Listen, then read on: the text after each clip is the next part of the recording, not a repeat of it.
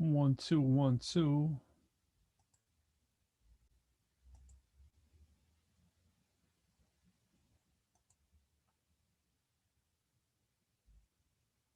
One, two, 1 2.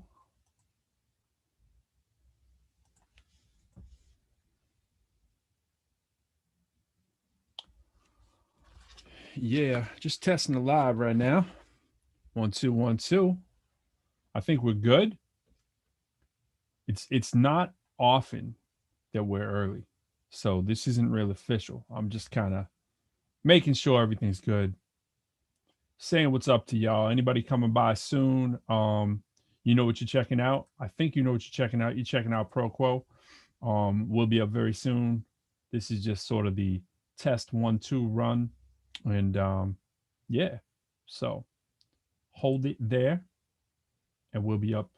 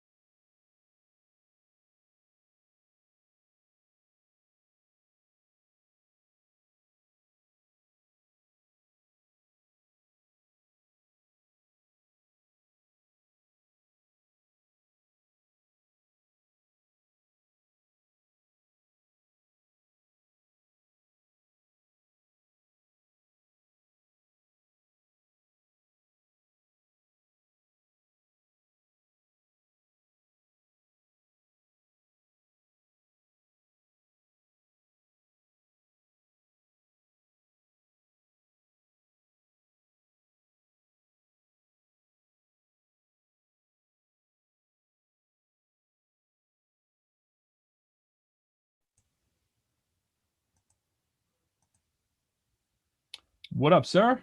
What's up, man? What's going on? Can you hear me? You can hear me. I How you can, doing? I can. You are you earlier than I expected. Hold on, let me Oh, I thought it started at 5:30. I thought I was late. What time does it start? now you good. We don't start on our time till 9 o'clock. Well, that's better for me. I'm going to jump back on at 9. Yeah, do I'm so. sorry. I thought you said you sent a link at 5:30. Even if Go ahead. yeah, no doubt. Even if you give it like another like 15 past that, it's cool because we'll just be talking and then we'll have you come on in. Sound good? Cool. Yeah, All yeah, right. cool. I got to order dinner for the kids anyways. I I'm hear working. you, man. It's All been right. great having you. I'll see you in a minute. All right, cool. Bye. Peace. Yep.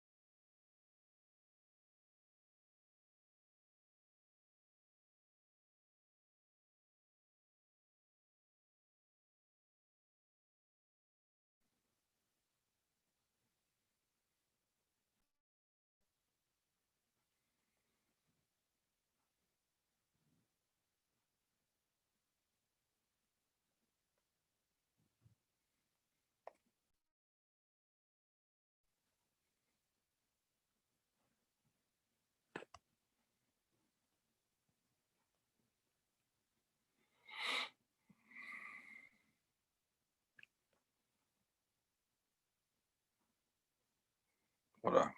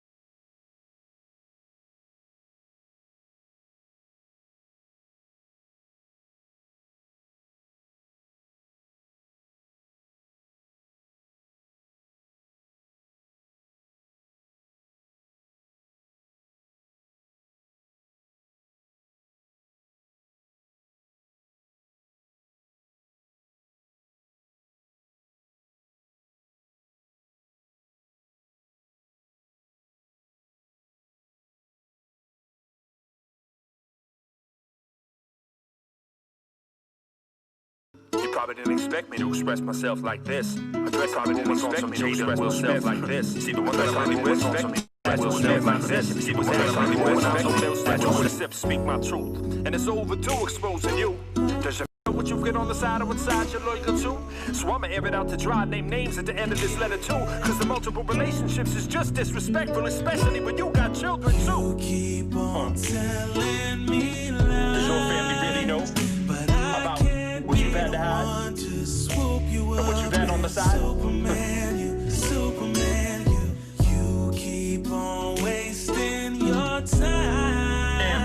But I can't. And when I'm through with this letter to you, I'm gonna expose you as the phony and cheat that you are and name names too.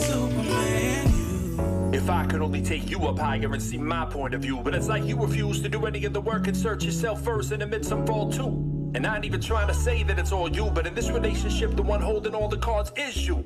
And true, it was cool before when it was all about the luxury trips and whips, hotels, and the company, the casino rooms, and the best views, fully equipment, bubbly, letting them see all that drip. But what I wish,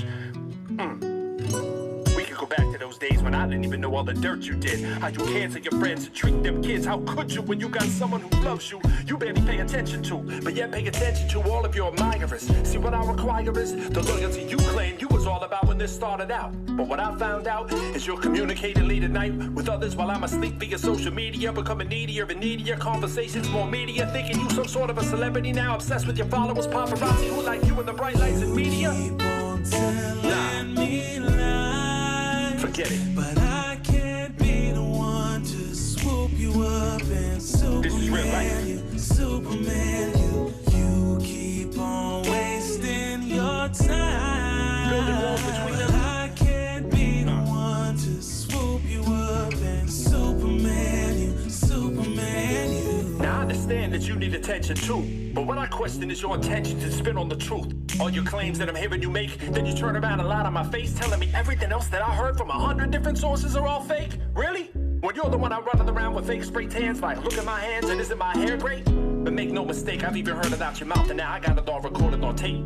You trying to keep it all up on the hush, but listen, I know what's up. Yeah, I know about your past and it all adds up. Up in a way I wish I could let you hold on to my cape just for a day to escape and see what it's like when you live in life for others first. Trying to do things right and not out of spite.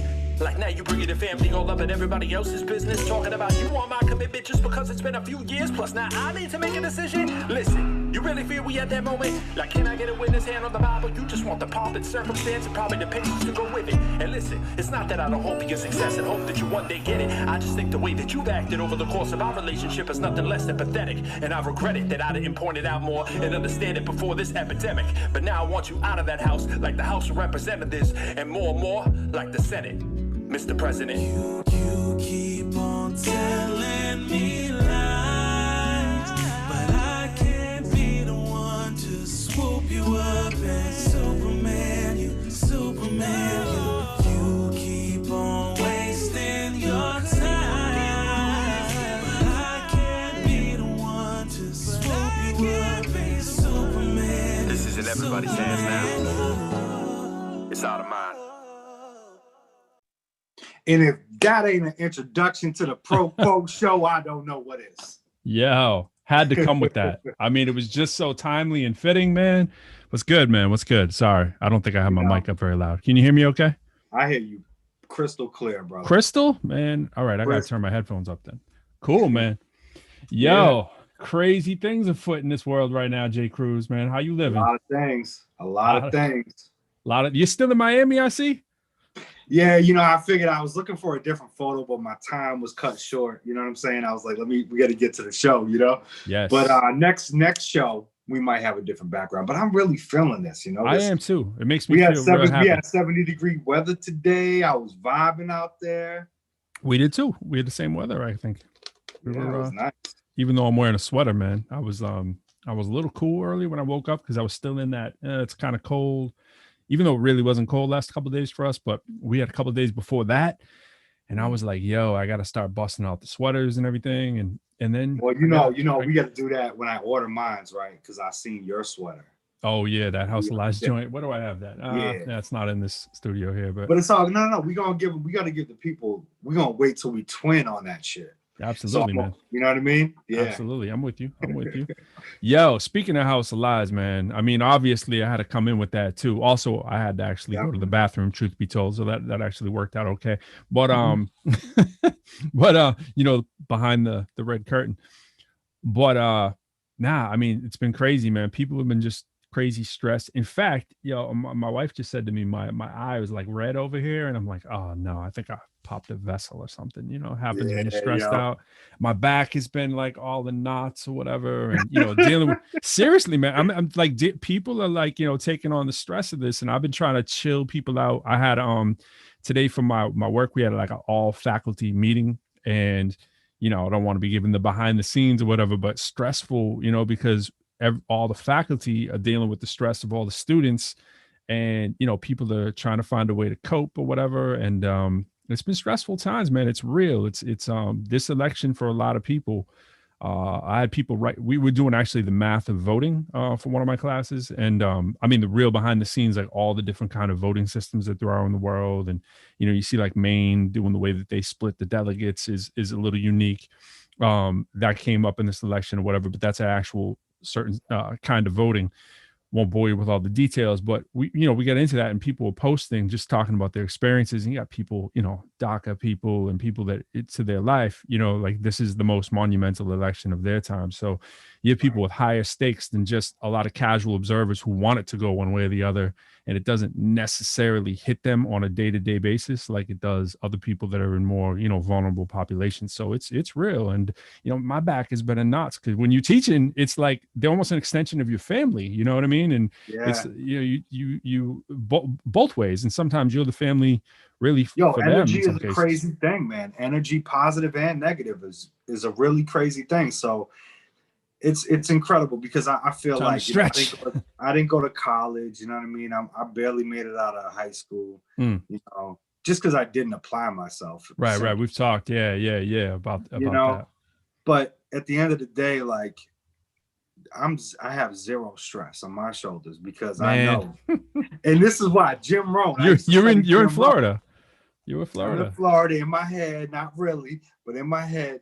But like I studied Jim Rohn, and like, no matter who's in that office, and again, I'm not trying to take away from anything, but my theory is whoever's in office is going to be basically the same thing. For better or for worse. For better for worse. Need some window dressing. We the people, man, because think about with this Trump thing, we the people came together and showed up. That's right. So that's the most important thing. Yeah. And the rich people, they're upset because you know what? They're gonna pay more taxes. I get that. That sucks. I get it. Yep. And the poor people, they're gonna benefit a little bit more, I think. But it's all good. Do you. If you do you and you focus on if you need more money, go get more money and figure it out. That's life. So my little short. Yeah, absolutely. We're gonna have a couple people up here tonight. I'm sure we'll talk a little bit more about that. And try to jump into it in a way that's reasonable. So reasonable. It's all love. It's sort of all love. Well, you know what I mean. It's sort of all love. Speaking of all love, let me bring this back here. Let me bring this back. This is not where it should be. So let me open this up. Let's hit it. With the homies. Hanging with the homies, right? It's actually kind of doing a little freeze up on me right there. There we go. So it looks beautiful right now. Yeah, I mean, that's because it's a big smiling face of you. If it was my logo up there, maybe it wouldn't be the same grin. I think I'm same beautiful profile. Nah, man, my dad wouldn't want to hear that because he's like, "How you look like me, son?" Well, I think when we get into the sponsorships, we got to talk about whatever that beer juice is that you're using. So, you know what I mean. So, anyways, you're checking out ProQuo. I'm Pro. I'm Quo, and we doing the show. That's it. That's how we flow. It never stops. It just go. That's how it go. Woo! It's almost like we're MCs. You wouldn't know it off of these Mother Goose rhymes we're throwing at them right now. No, you wouldn't, Dr. Seuss. We don't want to lose them. Yeah, speaking of which, we've been talking about playing a little bit more of our own music now and then to let people know, especially about J. Cruz, because sometimes we have a guest or two come through and they'll be like, yo, what's Jay do? And they're like, yo, I'm like, Jay's sitting in that seat because of the fact how he uses that microphone and what he can do.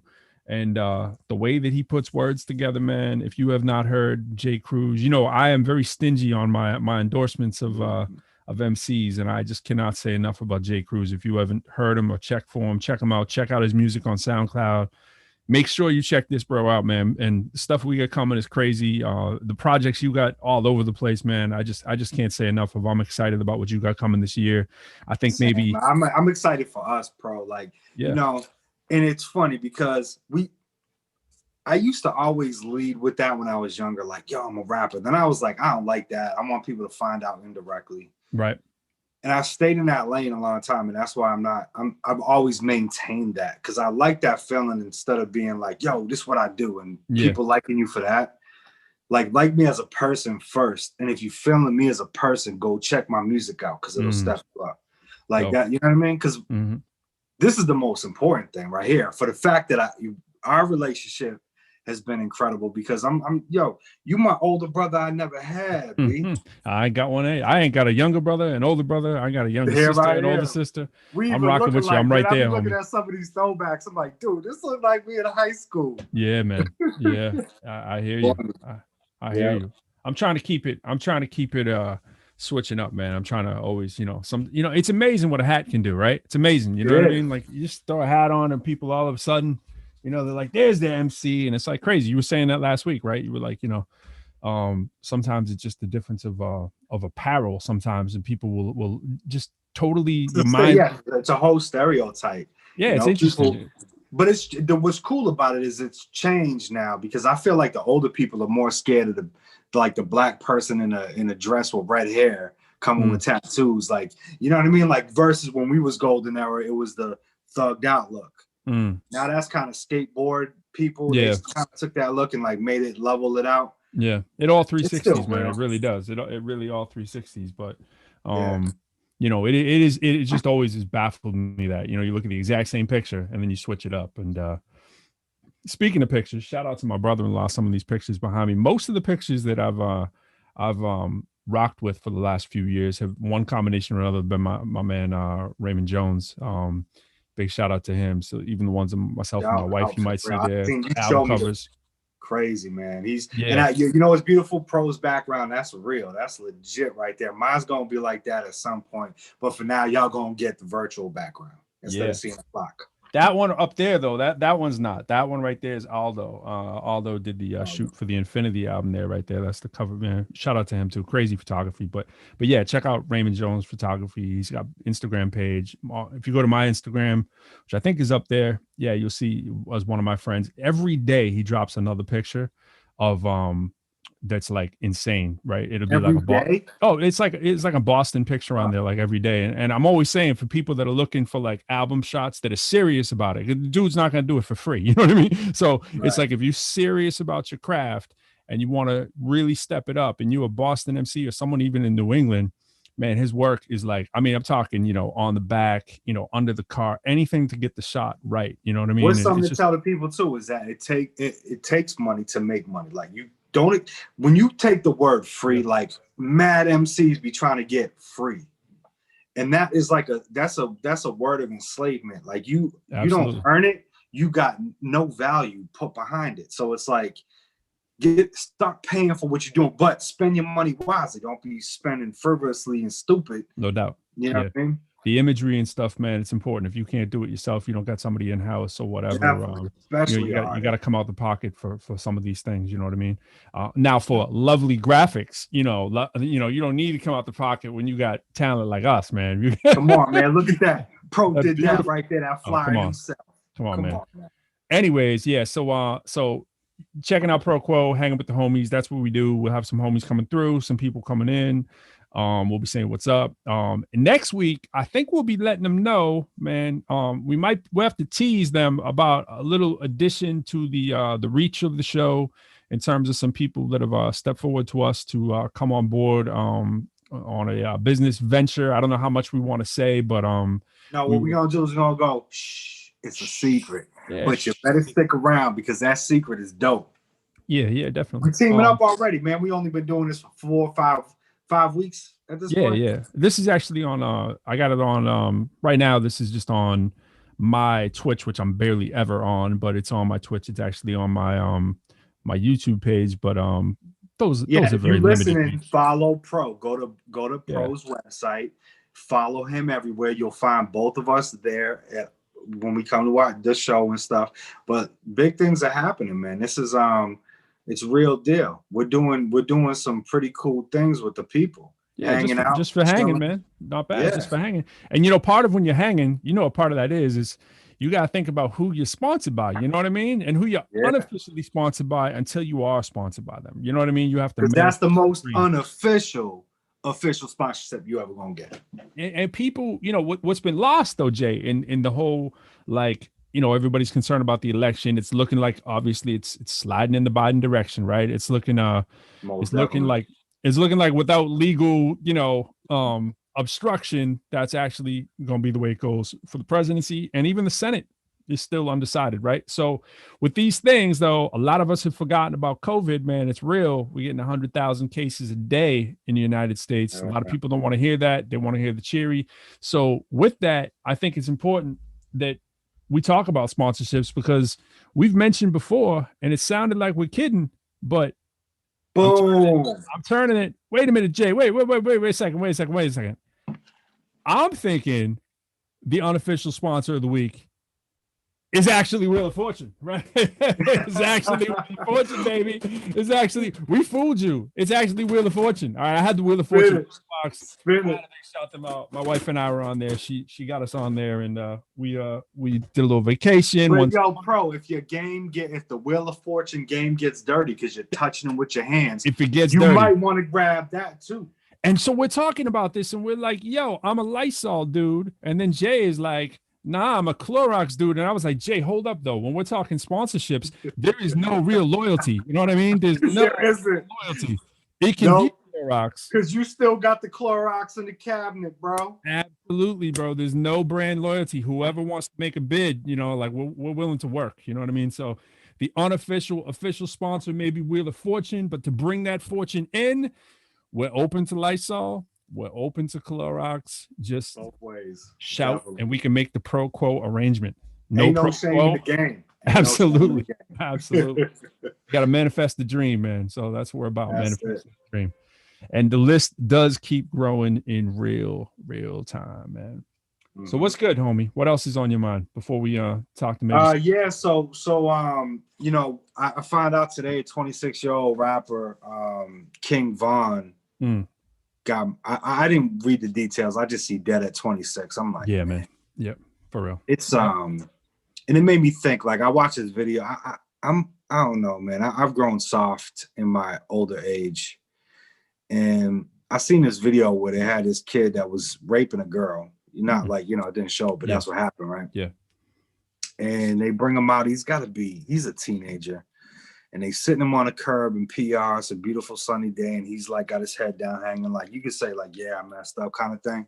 And they just straight up pump him right in the dome piece. And you see his face just like, he's gone. Right. And that stuck with me today. I don't need to see it, man. Yeah. Yeah. You know what I mean? It's like, it's so sad when someone can't live their full potential, even if they make a mistake. Now, what he did, I can't justify it, especially as a father, but it don't deserve that. You know what I mean? It don't deserve that. And I saw it one time, and I definitely, every few months, I'll get like, it's stuck in my head. And I'm like, yo, go away. I hate that. It's crazy right now. I mean, the imagery, of, especially black and brown bodies all over the media, it's like left and right. It's traumatizing, it's traumatizing, especially the black and brown people, of course, seeing yourself on the screen in the most negative of ways. And it's this like, do I look or do I not look, and it's the same way with, really to keep it real, even in entertainment, in terms of like, I've been watching, I don't know if you've been watching Lovecraft. You've been watching Lovecraft. Did you watch any of the Lovecraft Country? No, yeah, man. It's like, it's crazy, right? Crazy.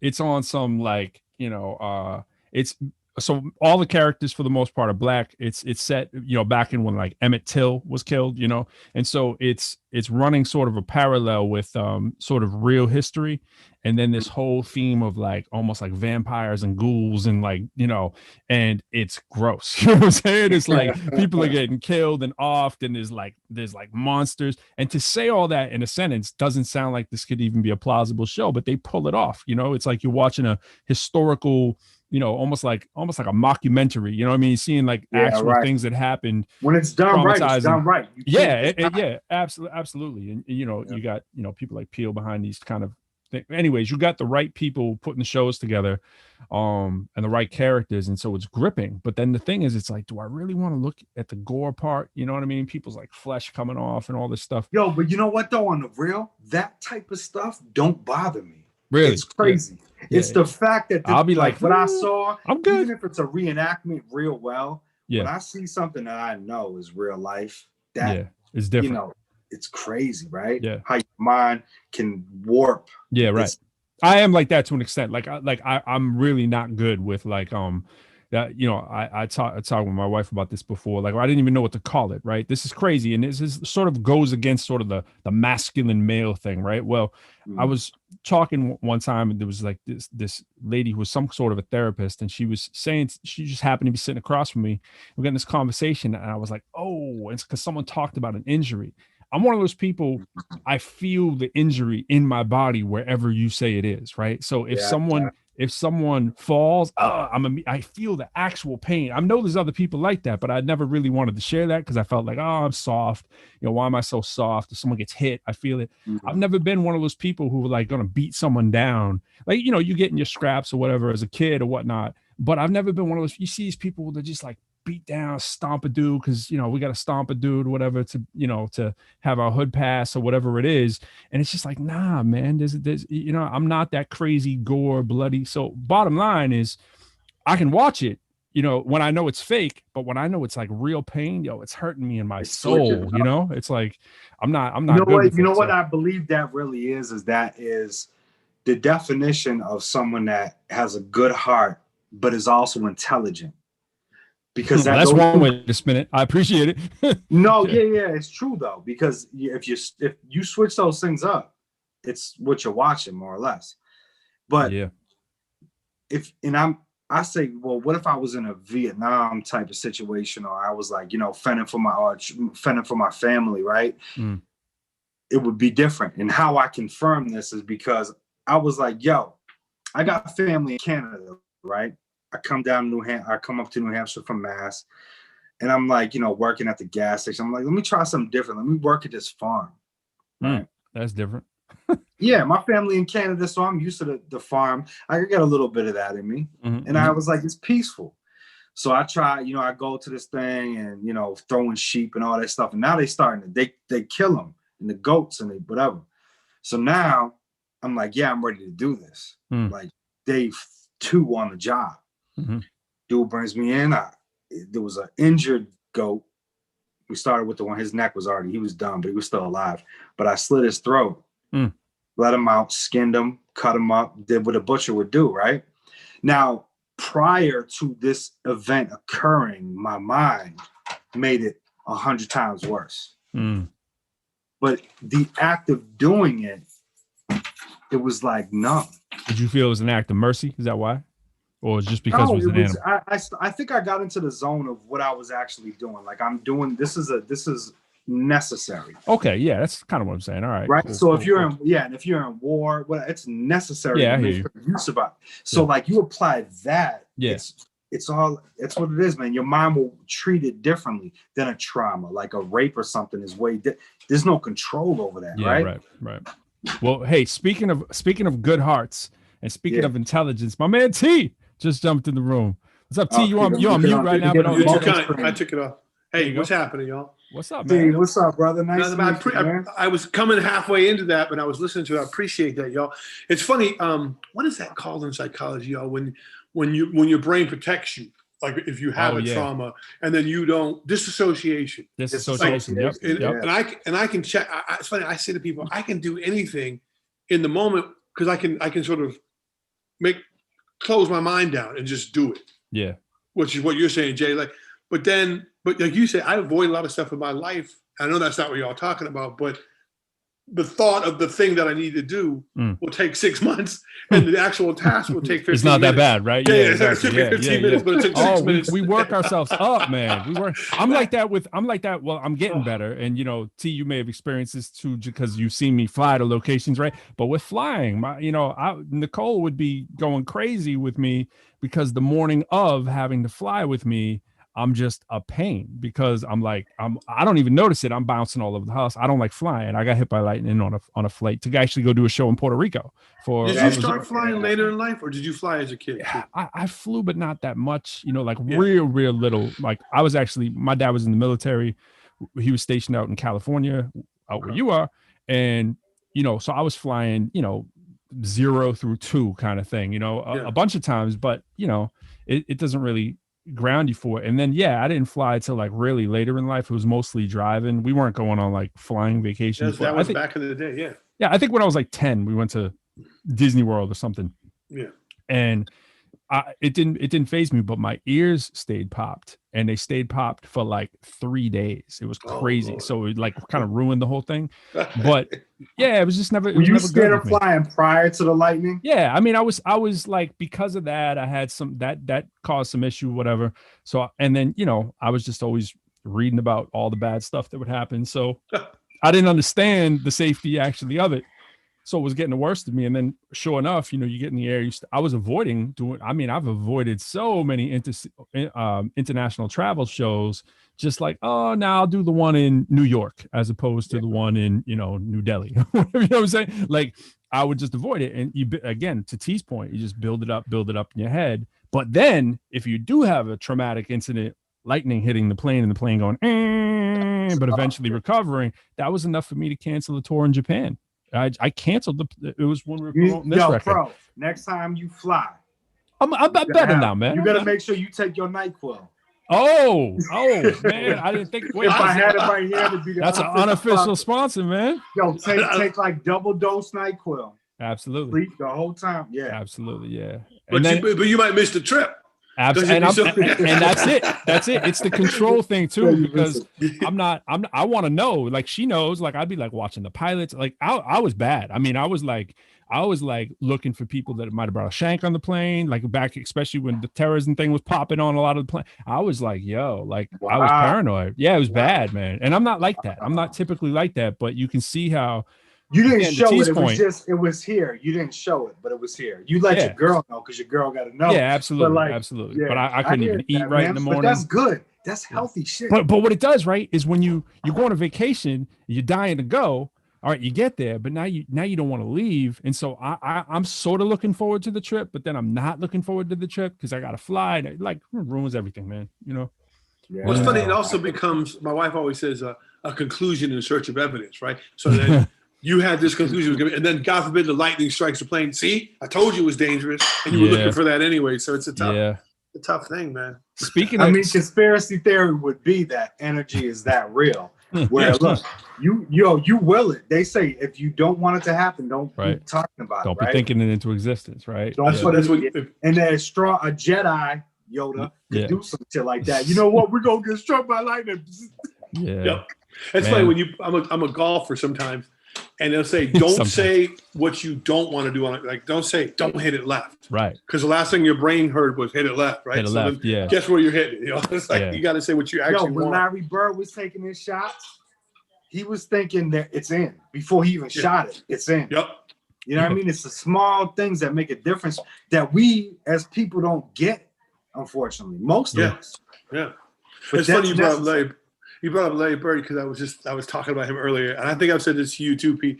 Like I see you. I was so busy. Congratulations, by the way. Congratulations. Yeah, I love it. Yep. But I was so busy hating on him all my life that I missed some great basketball. Yeah. Like, and I'm telling people about LeBron. I know you want to hate on him, but don't miss the show. Yeah. Like Larry Bird, when you go back and look at this stuff, you go, did he just hit that shot crazy? Behind the basket? What am I looking at? You know what's crazy? It's like people who know me well, and this isn't something I'm always publicly speaking on, but hey, we're just hanging, right? Just in front of whoever. Is that I've never been I've never been the dude who looks like me that's been rooting for the white guy. I've never been that dude, right? In fact, I'm probably the opposite, right? Like Larry Bird was the exception, dude. Like when I came up, I was real young, and I was watching that dude on Boston TV every single day, and I was just amazed at how good he was. Even at that age, I was skeptical. So I was playing basketball, and I was like, this dude, you know what I'm saying? Even as a young kid, you're like, this out of shape looking awkward dude is going to be, and it's hard to define. It's just like he is an absolute beast. Like this is what we're just talking about. He will will it into existence, right? He will manifest his thought. And to Jay's point, I read more on the dude too. Like he used to always go out and do his layups first. He'd always say, fundamentals, but because of the mental imagery of seeing himself succeed, he would talk about, I see myself succeeding. Take shots with his eyes closed at a 3-point line. Yeah, man. But he builds to that, was the point. But bottom line is that until Michael Jordan hit the scene. Oh, absolutely. See, absolutely. I was hating on Michael for a little while. I can admit it. My uncle was mad with Larry, and I was like, all right, I know Larry Bird, but Michael, that changed the whole everything. Yeah, I was a huge Dominique Wilkins fan, and so it was just those games were crazy, and just like Dominique to me was just the most. Yeah, but you know what? Talking about that, y'all heard the NBA 2K. Oh yeah, soundtrack. Absolutely. No, bro. I don't know if T has heard that. So I don't, I got the PlayStation. I said, let me try to play some video. I used to like doing it. I do it for like a half hour a day. Yep. Just trying to be different. But I'm playing the game. I'm like, man, this is kind of whack. But the soundtrack's huge too. Yeah. Crazy. Right. They got this girl. I posted on my feed, Lil Sims. She's from UK. She got this record called Venom. It's ridiculous. I heard the whole soundtrack. I think I have the cheap version. When I'm listening to everything skipping, I'm like, well, let me skip. Yeah.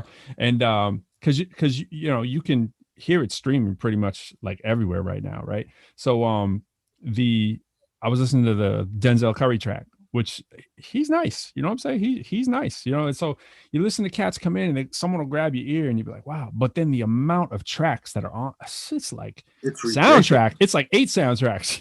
Yeah, it's bro. Like, they got to have that on all day to hear there. all that. Yeah, Red Cafe is on there. I was like, what? Where's he been? Yo, the joint that Snoop is featured on it's called Kobe.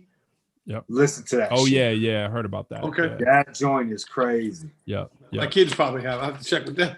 Oh yeah, they probably do. They'll know. They probably do. I mean, and there's a few commercial joints on there that you hear on the radio every day. There's a few tracks. Yeah, absolutely. Harlow joint, yeah. I don't know how much you've been checking for the new hip hop out there, T, but it's Jack Harlow, Cat starting to explode. And you got all the, some of the typical names that are now starting to come out around there. But some songs down here that I'm listening to on the radio that are on like 24/7.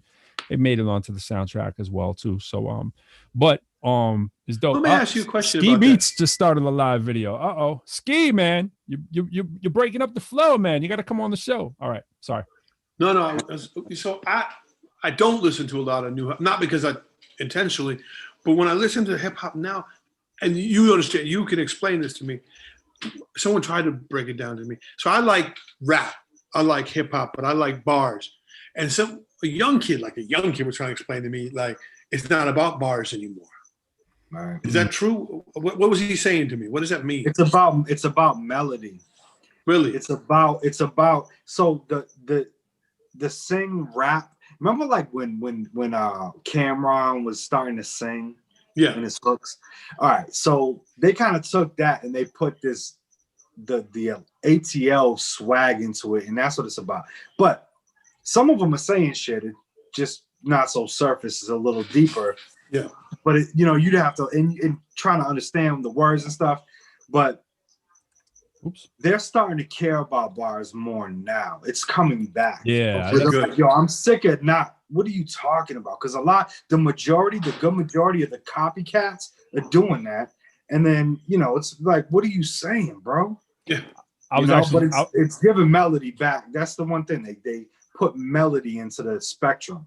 I was actually just going to say that T, it's funny to ask the question right now because it's literally just finally turning the corner again for a lot of people had been waiting on, you know. So it's like we're at sort of a pivotal time, you know. It's a time where the mainstream right now still, yes, if you turn on the radio, for the most part, you're still going to hear what Jay's talking about, a lot of melodic stuff. And a lot of melodic stuff is dope. It breaks the monotony. Yeah. You know what I mean? It's certainly danceable, gets people listening to it or whatnot. But at the expense in some cases, right, of actual lyricism. But what you saw with the hip hop awards the other night with BET is you saw them finally acknowledging the lyricists that are really out there, that have really turned the corner. I mean, like, it gets into one of these NBA kind of debates, like, are the players today better than the players of the past, right? And it depends where you sit on that sort of horizon of how you feel about that, right? Some people say, Jordan's the greatest ever, there's no chance anyone will be better. But then yet you look at the physical skills of some of the people that are out right now, and you could obviously project that at least the physical skills and the abilities that they have coming in the league are doper. And it's starting to be the same way you can see for MCs. You can see that there's a crop of MCs. I could probably think of 50 who I've like come across, right, that have amazing verbal skills that haven't quite made it into that mainstream arena yet, but they're pushing, because what they're doing is they're marrying it with the melodic kind of music, which is smart. And I've been saying this for years. If people would just marry the melodic with the lyricism for at least the last 3 years, you would have a really powerful artist. And so I'm just happy to see that. And that's the thing. That's what if you're smart, you teach yourself that. And Jay, some of the stuff that you're rocking with, I mean, is doing just that. You know what I mean? So song selections. Every time I'm writing my rhymes, like I stay deep, but I'm always thinking like nursery, rhythm. You know what I mean? Like everybody knows the, like, you know, Old MacDonald had a farm joint, right? Like the basic of the basics is what I always try to stem it down to, but elevate it. You know what I mean? Sure. Because reality is the attention span of today's kid is this, versus when we was growing up, it was like arms out here. There was a whole world of that. Now it's just like these kids, they're like click, click, click. You know what I mean? It's ridiculous. Yeah, they have not all of them, but the majority of them. Well, it is set up that way. We were at something at my kid's school, and they were talking about the impact, and everybody's talking about it now because of that documentary, is the social dilemma or whatever. Yeah, which I have not seen. But dope. They were saying it's good. It's amazing. Yeah. Okay, we're gonna watch. We're supposed to watch this night, but romantic evening with my wife. Yeah. So we're right. Oh, she's a thinker. She loved that. She loved it. Yeah, whatever, man. She's gonna whatever. We watching Rachel Maddow. But anyway, so they were talking about that, and they said, look, when you go home, just click on TikTok, just so you can see. And they said, there's nothing wrong with TikTok, except that it, to your point, Jay, it keeps you on, and it's hard to let you go. Once they got you, go, yeah. No, it's just one thing, and my mind can't work like that. I'm too old. When I look at magazines and websites, I'm like, what's all this shit? It's like babies crying, and that's what it's like for me. It's like having 20 babies crying, a fire engine, and it's just so much shit. I'm like, can we just push all that aside? What I would like, literally, like TikTok, you know, because of the fact that I'm a musician and, you know, trying to get everything involved, you gotta, like, for me, I said, let me observe and just see what the hell this is. I seen a mess. It's like a mess, like you said. It's just like, it's everywhere. But then I'm like, all right, let me pinpoint what people that are kind of like me are doing to figure out the marketing strategy. Yeah. And it's just commercials. It's like these clips of commercials is a personality and what you are. And that's, again, but it comes down to that attention span. People, the kids just, you know. Yeah. Well, look, I can't turn it off when I turn it on. But like literally, I could lose 3 hours of my night. And it goes like with gray hair. And I'm like, what the fuck? And we watch, and what I love is the musicians, the people who rap over them. And you say, man, there's a lot of talented people walking around. And then there's cats who make beats. And then I sent you one, and I was like, duet this, and you know, the whole duet thing. And I appreciate that, man. There's some cat sitting at his house, or some kid even, or some woman who you would never have heard of before. There's a woman on there who's her family's East Indian. Mm-hmm. And she, have you seen her, man? She's I can't think of her name, but she's insane. I mean, she's insane. She's got like millions of followers on TikTok, but she's clever, and she does a whole Eminem thing. She can imitate Eminem. She does an Eminem rap, but it's about being an Indian woman. I love watching that, man.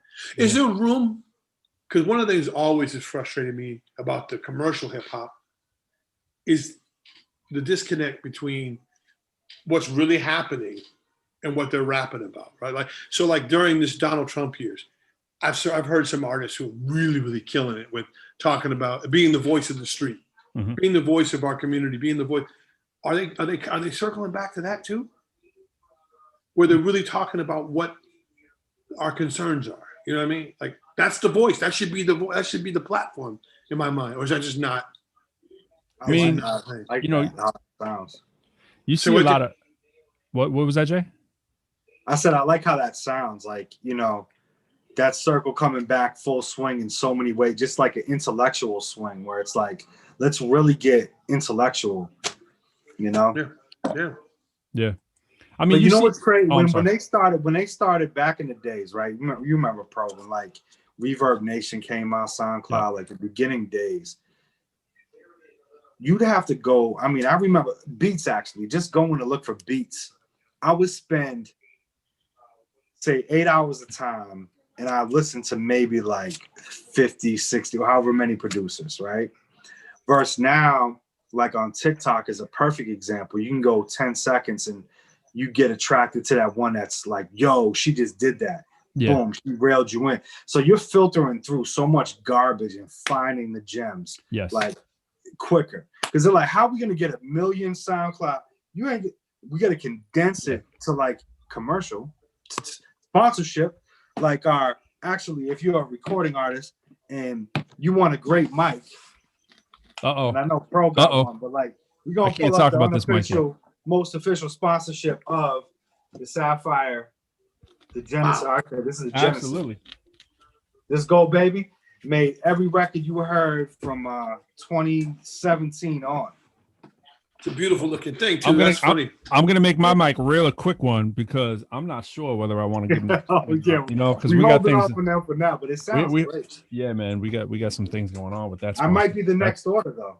Yeah, absolutely. That one's real, right? Like I can flash the logo, but nah, not too much right yet. We gotta see how that goes. We gotta see how those talks go. But nah, I did want to say, like, speaking of the soundtrack, right? Like you know, you got like KRS-One on there, right? You got some of these dudes still, you know, doing their thing or whatever, and you got to do like Roddy Ricch on there, right? And now the Roddy Ricch track is a track that I hear every single day on the radio now, out here anyways. I don't know if y'all hearing it, but I'm assuming, you know, pretty much you're hearing them everywhere. That God's Plan track, right? Now when I heard it hasn't hit our airwaves yet. Well, it's on like all day here, right? And so that's on that track, right? Now you think about what Roddy Ricch was talking about early on the tracks that he was on, right? And pretty much just, you know, kind of doing the melody thing and not necessarily with the deep lyrics or anything like that. Now there's this track where he's talking about, now that I'm on, now I'm going to start to talk about the things that I've been wanting to talk about, you know, and he's talking about the state of the country, the state of police brutality, right? He's talking about the election. He's talking about COVID. He's not all these kind of things that he's throwing in there that he never could have done on his first track. And that's the unfortunate thing. And Jay and I have this discussion. I'll say, you know, T, like you do a lot of these college things, right? Show up, talk, speak, perform. What kids want to hear is intelligent stuff. They want it when they say they want to hear your bars. Yeah, they want to hear you spit some dope stuff that sounds like you could win a battle. But if you sound like you can win a battle and you're spitting some intelligent stuff, it's like, oh my God, did you hear this dude? Like they want to go tell their friends, tell their mom, tell their professors, tell their everybody, because they're waiting for that next amazing thing. Anyone can spit some dope lines. Not anyone, but it's kind of like we say today's NBA players. Anybody can dunk, right? But really a very slim percentage of them. But for the most part, when you're talking about real quality lyricists, right?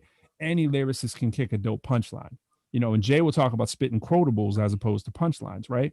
Talk about something that's a nugget that you're really going to take with you. And that's what I love about Jay. And that's kind of what we bring to the table. It's like, it's not just going to be some blah, blah, blah. It's going to be the blah, blah, blah on steroids that's actually saying something. On the first superficial level, it might just sound like that blah, blah, blah. But then you listen again, you go, what? And similar to the track that I did, sort of the House of Lies track, when you listen into it, it's kind of, even though it's not like a lyricism kind of track, you listen to it first glance, it's like, nah. And then it really emphasizes the point when you listen again. Oh, wait a minute. Now I have to listen to the lyricism that this dude actually put in. And I'm using this as a frontal lobe example. Like every track Jay does is like that. You got to go back and hear it like 10 times. Not that it's necessarily double, triple hidden messages or whatever, just because the way that he played off the words can definitely mean two different things, right? There's a lot of that double entendre. And I'm not saying the whole song has to be conceptual or whatever, but it's just line by line. MCs are waiting for this. Kids are waiting for this. They want to be taught because this is the way students are They're learning. sick of They're not learning in textbooks. They're not learning in, yeah, absolutely. They want the music to be nourishment. They're online 24/7 now as well too. You better be giving me something when I show up for you and give you my not undivided attention, very scattered attention. You better grab me real quick. So you better hit them and give them something. And I've seen it turn the corner with more. It's more than just the MCs I'm a fan of. I'm starting to see it with people like that actually doing it. So I'm encouraged. Yo, Nashville. Yo, check this out. Look, yo, hip hop is stepping out of shadows because we know Nashville country music 100%. So they're doing so much in Nashville, like on the outskirts of like the cities, surrounding cities there, that it's becoming a thing now. Hip hop is actually becoming almost an equal to country as far as that goes. So crazy. Yo, the power of hip hop is incredible, man. It really is. Yeah. Are you checking for like individual? Like I honestly don't know anything about Nashville hip hop, but are you? Well, checking yo, Young Buck is a Nashville native. Yeah, that's true. Right? But I listened to there was this girl, yours truly, Jai, R&B singer, ill. So I'm saying like it's the whole catalog of like you got a bunch of MCs, and it's like an Atlanta swag with some East Coast influence. Yeah, it's almost like it reminds me. It's actually like the Southern or whatever you call it, like Philadelphia type thing. You mean kind of in between? Is that what you're saying? Yeah, it's like the in between. It's like a really good cross of Philadelphia music and Atlanta, kind of. You know what I mean? If I was kind of measure it. I gotta check for that, man. I'm honestly not really up on. I know they have a hip hop scene. I've told it to people. I've talked to Robbie. You know, we were always talking about cities where he might open up another studio. Robbie Rowland from Echo, and I'm always like, yo, Nashville, they got crazy stuff going on there. He's like, no, they got a scene. Yeah, man, they got a scene. And so it's not just for country anymore, man. Yo, T, man, I really want to talk about the state of the election, man. We got the election up there in bold letters, man. Well, I was going to ask you before you do that, if you don't mind.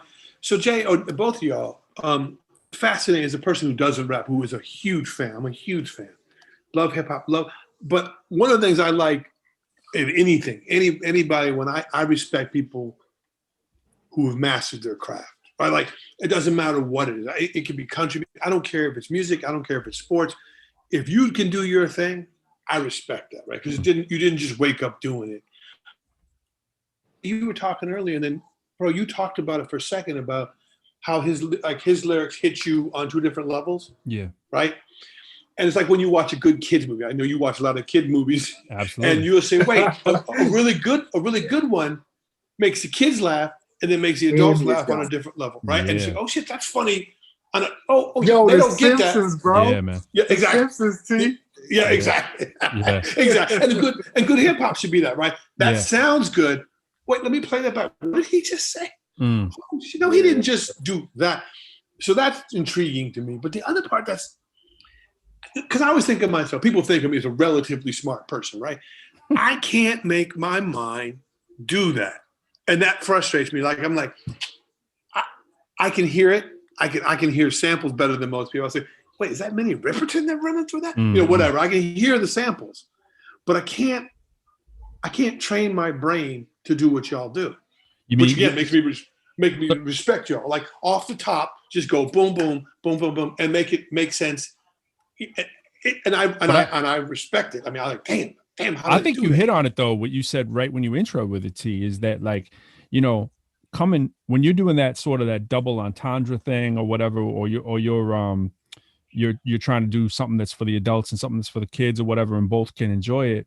I mean, you said it, like you didn't just wake up doing that. Like, so what happens a lot of time, Jay can speak to it as well, obviously, but what'll happen is we're trying to think of, it's like comedians. You always say like a comedian will try to find the funny, right? A lyricist is trying to find that because that's a gem. That's an Easter egg, if you will, like for a movie, right? That is a gem. It's Easter eggs in movies, right? Are those callbacks to sort of other things that were sort of hidden in there. And we do it as lyricists all the time. And whenever we can find a moment to do it, everyone in the room goes, oh, and people that are trained to listen for it more is because they've been watching for Easter eggs in the movies. They've been watching for lyricists. They're waiting on it. You know what I mean? So it's like, it's an in-tuned kind of ear thing. And well, we miss them though, too. We go back. It's also, the reality is I feel like it's a divine gift, and it starts at a young age, and you either catch it and stick with it or you don't.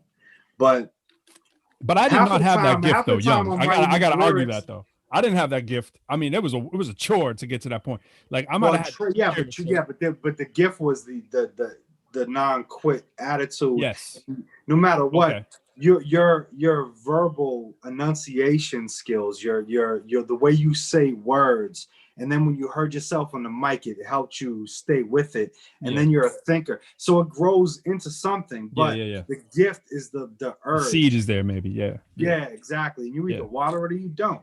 And I wrote my first rhyme in like what, third grade, like rap. We was at the table in lunch in third grade, and my man started hitting the table, right?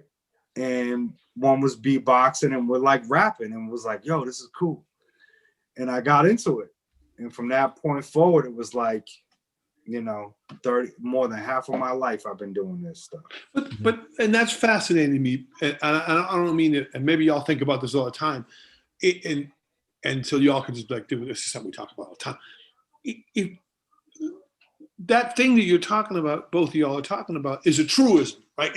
And you can take that thing and put it on any piece. Like I talk to my boys, they're both really good soccer players. And I'll say, Kobe Bryant trained like he was 5'2". Even though he had a lot of natural gift, right? He didn't act like, like Shaq would act work out. No, dude, like, look at your boy Anthony Davis. He's at 7% free throws, whatever he is. But he's lazy. I can get over on being 6'11" or whatever he is, right? Y'all say, okay, this came to me. I got this. It's divine, as you say. Then you take it and go, now I'm going to build on it. You don't just free ride on it. Think of how many people throw that away. Yeah. And we're not talking about rap, but the gift that they're given, they decide whatever. Sometimes what's sad is that it's not even their choice, it's circumstances and situations. But luck has a lot to do with it, for sure. I think too, like one of the things that what we're doing right now, like the carryism, I just made that word up, across all these things. Charisma? No, carryism. Root word. The carryism. The carryism. I'm gonna stick with that. We're gonna put that as that's like a root word. That's like a root word of charisma, though. It's how I feel. Right? But I was trying to say carryover, and then I was like, you know what? I got to turn that into some kind of a verb. But the consistency across the spectrum that we're talking about, right, is like, for MCing or for ball or for whatever your gift is that you do, and that non-quit, man, what we're doing right now, talking over video, you've seen in NBA, you've seen in basketball, how players now, they just come to the league with skills that people in the 80s and 90s just did not have. Like the wackest dribbler on the Celtics is better than any dribbler in the 1980s. It's just like, I'm exaggerating, but for the most part, it's a great example though. It's true. Like any average dribbler on an NBA team right now, they may not be able to fundamental dribble 6,000 times with the left and the right and do little finger taps or whatever, but they can do stuff that players in the 80s and 90s never dreamed of because of video, and one, right, ushered it in. But you know what though was crazy is I feel like that is accurate. It applied the other way too. Like the 60s, 70s, those 80s players. Yep. There was a certain quality that absolutely they had these guys. No doubt. You know what I mean? No doubt. And that's that grindstone, like grit kind of thing, the tougher player mentality, of course, right? But you think about it for MCing, I literally would be piling books up and going through, I'd take newspapers, anything, and going for, just find that one word that just went to me, just spoke to me. And then I would think about that word all day long, and I would like look for an opportunity to use it in the right way. Maybe I forced it, and then the next day, and then all of a sudden, because I'm thinking about that word all the time, it finds its way in. That's when it feels sort of like you say, divine. but it's paying. Yo, how many times did a Ford car model change to now? Right? Think about that. How many times the Ford car model has changed? It's probably a lot, right? Hundreds. From maybe. the Tin Lizzie to the I don't know, the F-150. I don't know what was supposed to be. The Model T to the Explorer, whatever. You got it. Yeah. But think about the Lamborghini and the Ferrari. How much have they changed? They haven't. They have evolved. So the evolution is something like hip hop. It evolves. All the other stuff is just changing all the time. I can't figure shit out. It could be something great, but Ford changed. You can't, the first Ford, you cannot tell that that's a Ford unless you know your history. Lamborghini, when it first came to be to what it is, that's either a Lamborghini or a Ferrari. Same philosophy. It's evolved. Yeah. Well, what's funny is, to your point, and both of your points, in the car analogy, the funny thing is a car today, a Ford Explorer, the piece of crap I drive, can outperform any car from the 70s or 60s because of aerodynamics and stuff. You pick a criteria: braking, speed, handling, acceleration. Those cars are more drive, sure. But like you were talking about dribbling, because we built on that, a piece of crap car today outperforms something that, pick the sexiest, fastest car in the 70s, a Porsche 911. My Ford Explorer is going to outperform it. I'm going to beat it off the line. But it's more fun to look at. It's more fun to drive. It's got a stick shift and whatever. But it's got more heart to it.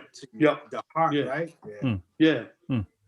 But no, the reason I ask that is when you try to shape brains, right? If you take you guys' mentality, your mentality, like Ray, our boy Ray, I used to say to him, if you can memorize all these stats on play, he'll say, "Oh, that football player went to Georgia State." And I'm like, "How do you know? How do you know?" Like, bro, I can't retain that. I don't memorize things. I'm not a member. I you tell me how to get there, and then I can get there again. But I'm not going to memorize the numbers. I'll just figure it out. Like with math, I'd rather not memorize it. I just know how to get there. But if you can, that's better, man. That's better. Yeah, well, I think so. But like all those, when I'm singing songs, my boys, how do you know that song? And I said, man, if I spent that time in school, right, instead of memorizing lyrics to songs, and I can't sing, right? I just say, but your mentality, what you did, flipping through papers in third grade with your boys, and all of a sudden, part of it is you got rewarded for it. Imagine at some point somebody said, "Yo, you're nice," right? At some point, someone said to both of you, "That sounds kind of good, man." So reward, or the girl said, "Yo, he's kind of not." Something rewarded you that made you keep going. Yeah. You know what rewarded me was when I heard myself. I said, "Damn, that sounds good." Well, you knew for yourself, right? But you know what's fun? The memory. That's a self-esteem thing too. My memory is bad. It's because I'm always like forward thinking. Yeah. But there's only one verse. Maybe I call it the full song, but the one verse that I know by heart is, "I got you stuck off the realness. We be the infamous. You heard of us. Official Queensbridge murder." Dude, I could pick that up on any time, any point, rap the whole thing. I can't rap one of my joints that I wrote unless I study it for a week. Yeah. You gotta be like, "Yeah, here comes this show. I better prepare for a month." I gotta start preparing for it. But I'm the exact opposite. Yeah, man. I got But see, it's again the way the brain works. That mathematical brain is the 01101. I got that's matrix. It's almost a curse though, because it's like I got some of the wackest rhymes I've ever written committed to my memory that I wrote like the first rhymes ever, or ones I wrote for companies. Like Fee and I were doing rhymes for Hewlett Packard Apollo in 1990. You know what I'm saying? Like one of our first ever, and I got it memorized. Like it's never. That's okay. That's like the Kodak of time. You know what I mean? You can't. Yo, T. Because I remember my first 7. Like I was like the ant. Step on the ant. Like, oh wow! Come on, bro. I'm gonna bring it back to this politics stuff with T in a second. T, man, I did some political raps for people. Do your thing. I'm gonna have a break. No doubt. Before you go, Jay, I got a question for you. In case we lose. Let me interrupt you, but like. So when you said you heard yourself, this is fascinating because I'm raising my boys and I'm trying to think about self-worth, self-esteem. To be able to say to yourself, "I sound good." right? Because a lot of us talk negative. There's what they call it, the evil goalie in your brain. That's nah, you can't do it. Nah, you suck. Gremlin. You're not nice. Your confidence. You have on some level. There must have been a good sense of esteem. Let me see real quick. I gotta because it's perfectly interjecting. Before I wrote my first rhyme, before I heard myself do any of this, I was a little kid and I liked Bon Jovi. I was living in Melrose, Massachusetts before rap. I was Bon Jovi, loved the records. I had a little like tennis racket and I turned it around, acted like it was a guitar, and I would be doing whatever. My grandmother was all like, oh, he's so cute. Then years later, what was it? Damn. I got the power. You know that song? I got the power. I got the power. I got the power. When the dude starts rapping, I'm born in '83, right? Whenever that song came out, my mom had that tape popping. Yep. And I was like, Mom, I could rap, right? In the back seat, I remember in the Ford Fiesta, Mom, I could rap. She's like, oh yeah? And I start rapping it's getting kind of hectic, right? Yeah, man. And she applauded it. So I was built up a couple times. And then when I first recorded in the 6th, 7th grade, my man had turntables. We was already doing the stuff at school lunch. He got the mic set up. I heard myself. I was like, yo, it sounds like the other people, like the people I'm listening to. Like, you know, it was relative. Yeah. Yeah. And then from there, that's kind of, so it was, again, the parents and the grandparents, whoever's supporting that child to do it, you got to push them up. That's deep. As much as possible. Unless they suck. Words never been spoken. Unless they suck, then tell them, right? Then you got to tell them. Like, you got to let them know in a nice way. My daughter, you got some work to do. Gorgeous. She is a supermodel. How old is she? She's 10. All right, 5th grade. Blue eyes. She's St. Thomas and white mix, whatever. It's not my real daughter, it's my stepdaughter, but she's my daughter, you know. Knockout, right? But she can't sing and she can't talk and she can't.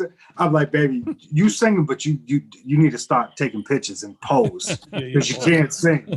Yeah, work on your math skills, right? Like, And then my daughter get the Frozen suit on and she starts singing and she's 2. She's singing. And I'm like literally on my phone looking 5-year-old singers, checking them, 4-year-old singers, checking them, 3 to see when they start sounding good. Yeah. Because I told my girl, I said, look, I'm gonna either beat her in it or beat her out of it young. I don't want her trying to be a singer. Like if she wants to be a singer, she's gonna get some of that boot camp. It's not gonna be like la la la la Frozen all the time. No, it's gonna be like figure out what you want to do quick. It's be like you're whack, honey. You got work. That's it. I will tell her. Tough and love. I'm not scared to do it. He's like, but you, I don't think anybody could have deterred what you just told me. It sounds, I wish I had this, right?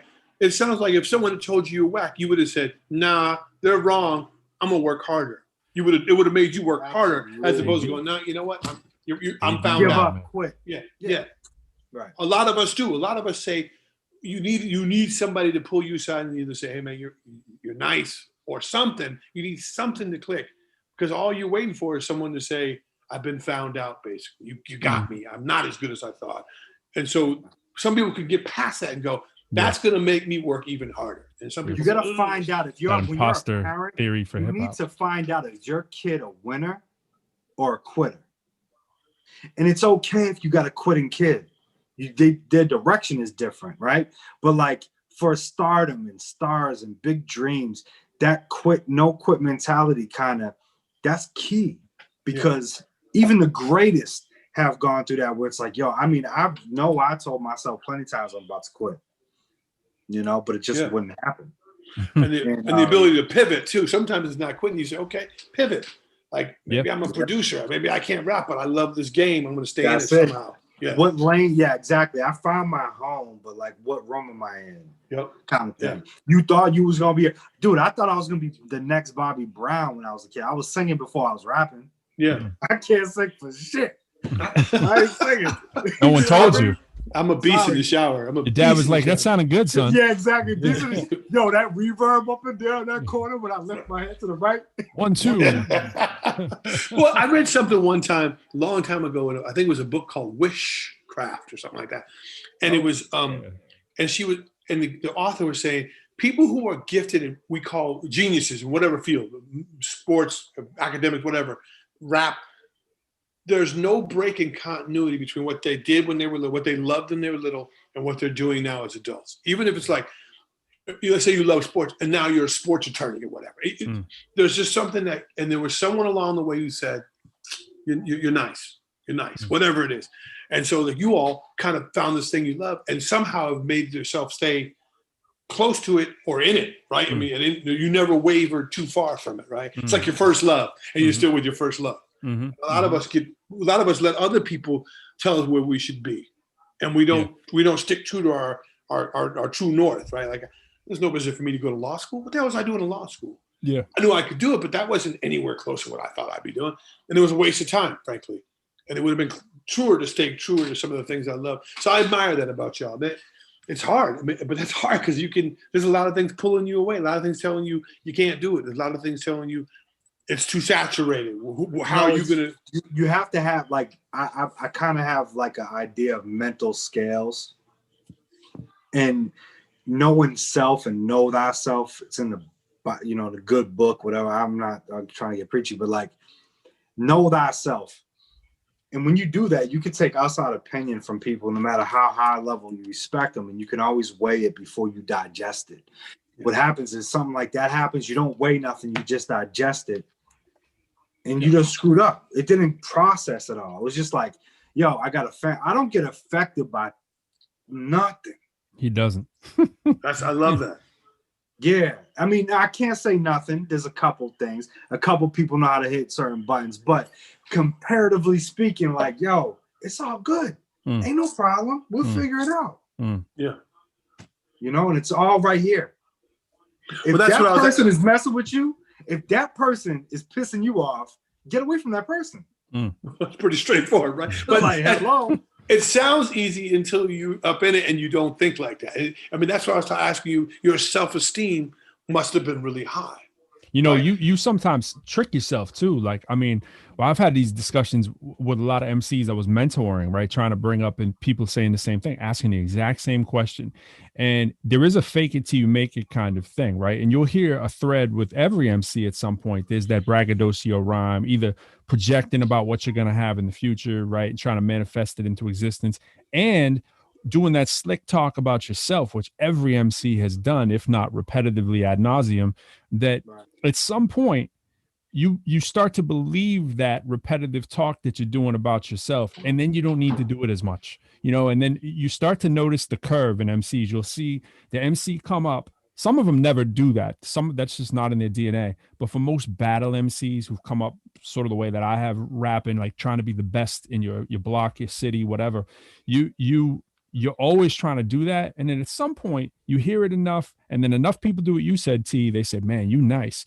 After you get enough of that validation, then you start moving to a different level. You start trying to say, okay, now that I kind of believe that about myself, and I got this kind of swag, and people talk about that all the time, the rapper swag, right? It's at some point, it's not fake anymore. You're faking it till you make it. Then you did make it, and enough people have validated you. Now you're on higher rungs on the ladder. Now you're thinking, okay, I got to put some content into what I'm doing. And that's what I meant with the Roddy Ricch and stuff. Like, you get that, you got to get those cats who just want that surface level, just kind of get their groove on kind of thing, and then feed them at that next level. And then here's the deeper one, is when you start educating yourself. When the way that you write starts becoming the way that you think, it becomes your coping mechanism.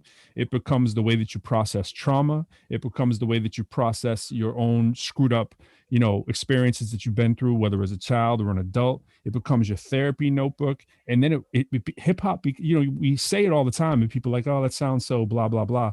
When people talk about hip hop saving you, it can save you on many different levels. It can save you on a spiritual level, a trauma level, a relationship level. For me, career-wise, like it's the most important level of all. Absolutely. Especially being a rap. You're knowing who you are. What do you say? I know exactly what I think about every subject through the rhymes that I've written on that subject, and the study that went into it are literally like lit reviews for dissertations. This isn't play. Like if I'm rhyming about Trump, I'm going to know about Trump. Like, I'm not just kind of some dude who just decided to say a rhyme about Trump. No, I've been studying it for, you know what I mean? Like you study, I'm just using that example. How long you been involved with like the political mind state? I mean, I've always, one of my first rhymes I wrote was called Desegregation. It was in like 1990 where I was following like the Mandela situation and then trying to follow, the ANC, the African National Congress, blah, blah, blah. But I'm motivated by people who are doing the same. It's nothing original that I brought into it. The people I was listening to, the Chuck D's of the world, the Lakim Shabazz, the people, Rakim. But it's been a major interest of yours. Yeah. So you can tell with House of Lies. You know that you need to be listening to at least those artists to kind of see, like, people are talking about it, and this is what I want to get into. And Jay, I know if you got to jump that, I got you. I didn't mean to. No, yeah. Real quick, one last thing to go back to T. So I had from a young kid to I've had like maybe like 4 haters in my life, and the rest lovers, extra. You're all this like gloating me, right? I'm 37 and I've been gloated my whole life about how good I am. But I'm telling you right now, from my past, I was the most like insecure, like not insecure necessarily, but just like, why am I doing this? What's the worth? What's the value? Like there's no point kind of thing, just self-doubt. Like if I did make it, would I be able to do it? Like started questioning myself because I'm like, yo, I'm not signed at 19. Yo, I'm not signed at 25. Yo, I'm not signed at 30. And that shit eats at you no matter how. If you're Biggie, it eats at you. And I'm blessed to have that because it just made me more humble. Well, let me ask you, because that's what I was trying to get to. And you guys have answered the question I couldn't even articulate. So the difference, I think, from what I'm hearing you say, the difference between what you did, Jay, and what you did, you answered those questions. A lot of us ask it and then we don't process it through and go, well, I'm going to answer that so that I can keep going. And the answer is the proof that you're still in it. A lot of us hear those questions and then there's just doubt. And we say, well, you're right. I guess I can't do it. Yo, it's a stop sign, not a breakdown lane. Yeah. Stop, go. Yeah. Stop it. You ain't breaking that like that. And it's exactly what it is. You have to push yourself and your thoughts to say, for know thyself, what am I capable of doing? And reality is we're all capable of doing anything we want. Immense amounts of things. But you hear that all the time. AF, Jay. You got me. I want to hear some goals AF when you go, man. We're gonna be bumping your stuff. Yeah. Yo, that gave me wings joint. I played it again because you was I was like, that gave me wings. Wings is crazy too. I might have to play that instead. Actually, I might do that. All right. Whatever. But T, man. See, we got to jump into some of this talk, man. We got to get there. I'm gonna have my little cigarette break and I'm gonna be listening. You're gonna have your unhealthy break, man. No sponsors there. No sponsors, Hold on. man. No, I'll take that sponsor. Yo, American Spirit, give me that sponsor. I'm taking it. Hey, Pro. So, because you're at the intersection of education, you're hip hop, hence the name, right? Professor Lyrical. Yeah. But part of all of that stuff you were talking about, the swagger, the speaking it into existence, yeah. Sort of like when they talk about, remember the book The Secret, right? Yep. You put it out there. I'm not promoting that book. No, I got it. But I'm just saying it's was it quantum physics or whatever they say? There's a part of it. Like I got friends who I live in LA, so I know a lot of actors, and I always say to all my actor friends, you should write a book about rejection. Because most of us, like I've never not gotten a job I've interviewed for. I don't know how I'd handle it, right? They get rejected 10 times a day, right? They go to auditions and they just keep firing. It's like you have buddies who ask every woman in the room out. Yeah, right? and don't care. I wait for a woman to ask me out, right? I wait for my wife to ask me to marry practically. Yeah. Right? Some people don't mind the rejection. They say, well, if I swing enough pitches, I'm going to get hit. Yeah. And I'm like, no, I'm waiting for my pitch. You're killing me. I'm laughing over here, bro. And to translate it to what you do, it's fascinating because if you could take that attitude that you both have into anything, in math class, and you say, you know what, I'm not going to get defeated by this. I will not be denied. Absolutely. But That how whole do you teach Carol that? Dweck growth mindset thing, right? Which is, of course, all the, the pop culture rage or even the academic rage these days. The reason it's a rage is because there's a truism that runs throughout that like there's nothing special about, expertise in your particular area. It's what I'm trying to say is it's a general extractable thing that is contagious. I say it in almost every talk that I give at every school. That's what I'm talking about. If someone's saying, how did you get to do XYZ? How did you get to this level? And it's really a relatively humble level compared to some people that could be coming through, right? So you're trying to think about how these things abstract into other areas. There is a process, there's a process, and repeating the process does spill over, and you start to say, I now know that I can do this. And for me, it was for the dissertation or even doing my master's in math. I didn't have the confidence to believe that I could do that. I had the hunch that I could do that because I was able to do it as an MC, but I didn't actually know until I went and did, I had a bachelor's, and I did the bachelor's at the same time that I was doing the hip hop. But honestly, I didn't really apply myself to my bachelor's. I kind of already knew I could do that level of academic. I wasn't too scared of that, especially after my first freshman semester, right?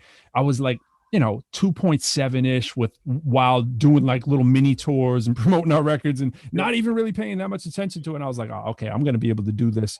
Whenever it dies down a little bit, I'll be able to go in and focus. And so for my master's, it was like, I kind of same thing. I was literally like in the process of putting out an album, trying to teach this position, trying to get this master's, trying to get this job. You're working relationships, all these kind of things, throwing hip hop award shows, blah, blah, blah. And some little kernel of confidence from the MC and that says, man, you were able to write this, what I thought at my time was like my magnum opus, right? And people responded favorably to it. And I never thought it would become as good as it was, or I never thought my first album or single would come out. You hear it on the radio. You're like, I did this. I birthed this like child into existence, right? Yeah. And then you become bold with it. You're like, yeah, I guess I could throw a hip hop award show just for the entire, city of Boston. It'll be sold out, no problem, no plan. And it's almost false confidence, except that in the back of your mind, I think that you're thinking like, I had previous success. There's no reason to believe if I don't apply myself the same way and try to do most of the same methods, which sometimes literally is all nighter. We talked about that grit.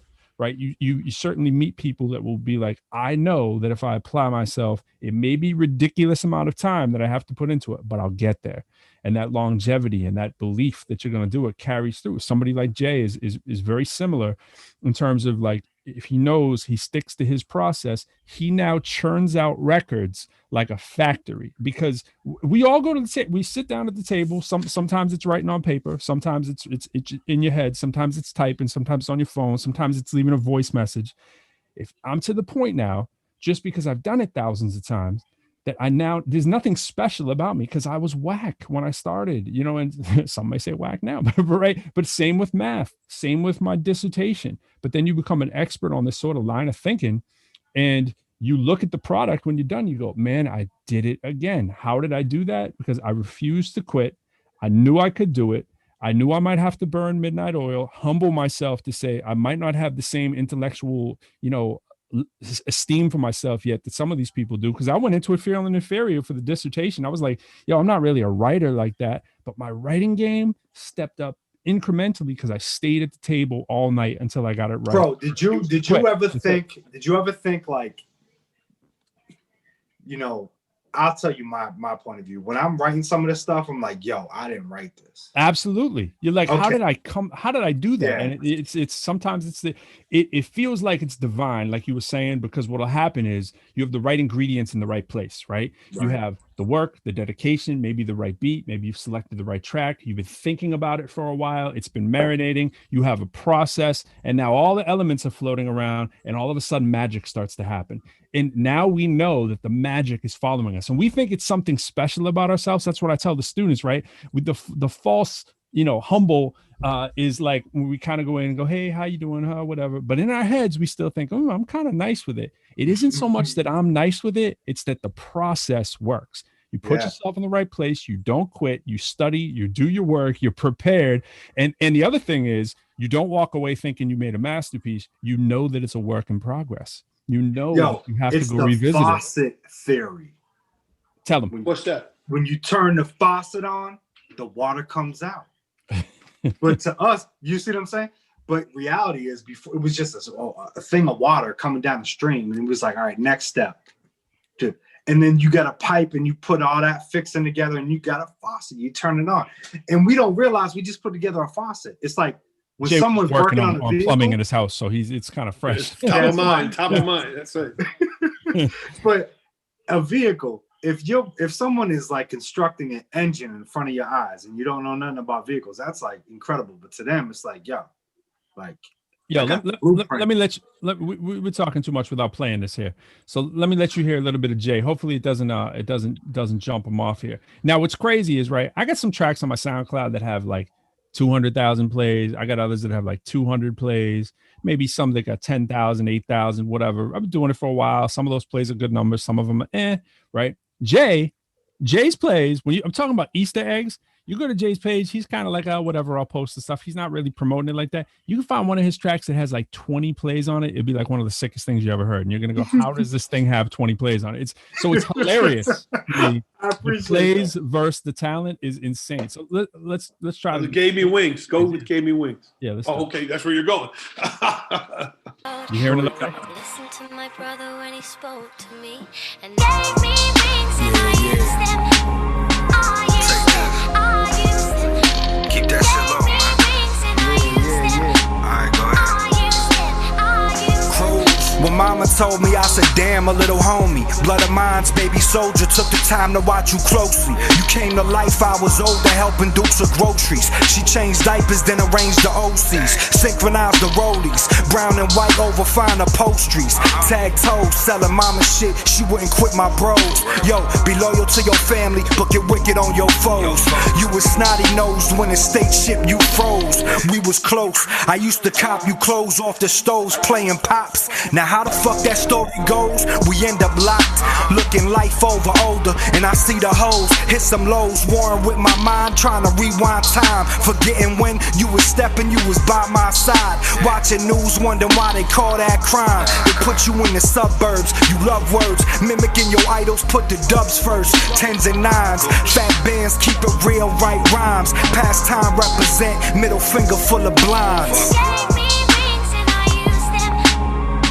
You serious? 126 plays. Come on now. Go on, count that.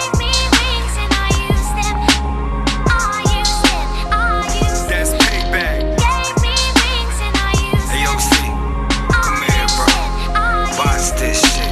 Replaying how it happened got me lost in what you can't imagine. Restraining orders on your blood got the walls collapsing. My little brother out the gutter and thrown into a faction.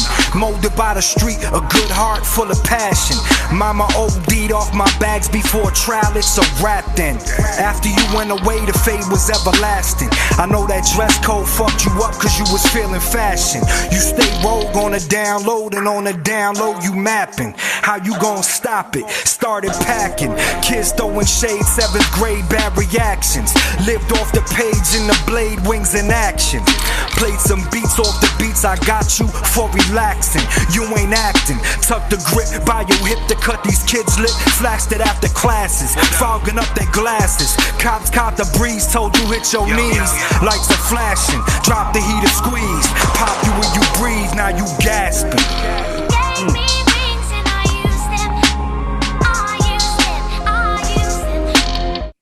That's Jeez. dirty. That's ridiculous. Dirty. What was it at the beginning? Something with my family and wicked with my foes. Yeah. I know you have a bad memory of your own lyrics. I told you. You already told me. He basically said I'm nice with my fan, but everybody else is getting it. And wicked with my foes. I love that. You know what's great about that is that it's a all of my stories, I like when I go story mode, I put the fact and the fiction with the story, so a little bit of my life bleeds into it. But that story is like, my mom wasn't a crackhead, first off, but it's like worst case scenarios of people going through what they go through and then come out the other end like trained and done different and like elevated and grown, right? We talk about this too, how we think it's ridiculous how like there's this like hip hop, every single thing has to be truthful or you know, like if it isn't 100% true to you, which is BS. You were speaking of this T earlier too, is everybody living what they're saying, right? For the most part, you're living the experience, you might be around it, you might be part of it, but why does it have to be in hip hop that it's 100% factual of everything that you've done? The expectation is that it is, right? And like, you know, I tend to write more about, you know, things that have directly happened to me or whatever, or I'm intentionally being vague about the song. It's clear, right? Like I don't do as much of the mix. But if I want to, it should be my business to do that. This should be a disclaimer like, yo, this doesn't have to be my every single day lived life. Why does hip hop have this like thing over it that we feel that? I never get that, you know? Yeah, no, but that's a hell of a story. And I like that like you said, there goes another example of the high level. And then there's like what you hear and you can get the lyrics and my wings. But then there's a whole other piece of like, you ever know someone who's got like been through it, like they're an alcoholic or they're a drug addict. Then they come out of it. And then they're like, yo, nothing. I have nothing to lose from now on. And they're bolder than they've ever been. Like you look at them and go, they're not afraid of anything. They'll start a business. They'll try. And you go, man, they came. And not only did they come out of it, they came out of it hardcore. Came out winning. Yeah. Yo, you know what? Look, I'll tell you some fact. I mean, we bought the broadcast. It's all good. I don't like it, but it's necessary for this song especially.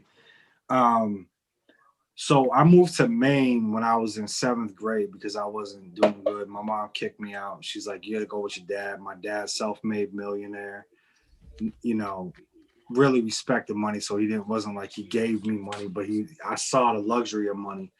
And I went to this school in Cape Elizabeth, Maine, and for the first time in my life, I was getting picked on because my dad was like reading my rhymes, and he's like, yo, you gotta shave your face, tuck your shirt in, wear penny loafers, wear freaking corduroy pants, all this shit. And I'm like, what? That sounds kind of fly, from though. Like the Shook Ones era. So I'm talking the way I talk in Maine, and they didn't get it. Yeah. So I'm getting picked on for the first time in my life, and I'm like the man back home, but like here I'm not. So I was talking a lot of gangster stuff, and I'm like, watch what I do. And I end up getting a gap from my man, but the firing pin was gone, but I get the gap, and I bring that shit to school. And I show it off to say, yo, cool. And these dudes turned sour real quick. They were like, yo, he's serious. And I got the respect I deserved, but they ended up chirping. And I'm sitting in class and I hear the intercom come on and they're like, oh, students, stay in your room. I'm like, they found out. So I passed it to this girl. And she passed it to the dude that was my neighbor. So I never got caught with it, but I was watching Tupac. You are now. Justice. They brought me in there and I'm like, I don't know what she's talking about. I denied everything because they brought me into the guidance council and everything. I'm like, I don't know what she's talking about. Denied it all. But this was before Columbine, like 3 months before Columbine. Wow. Oh.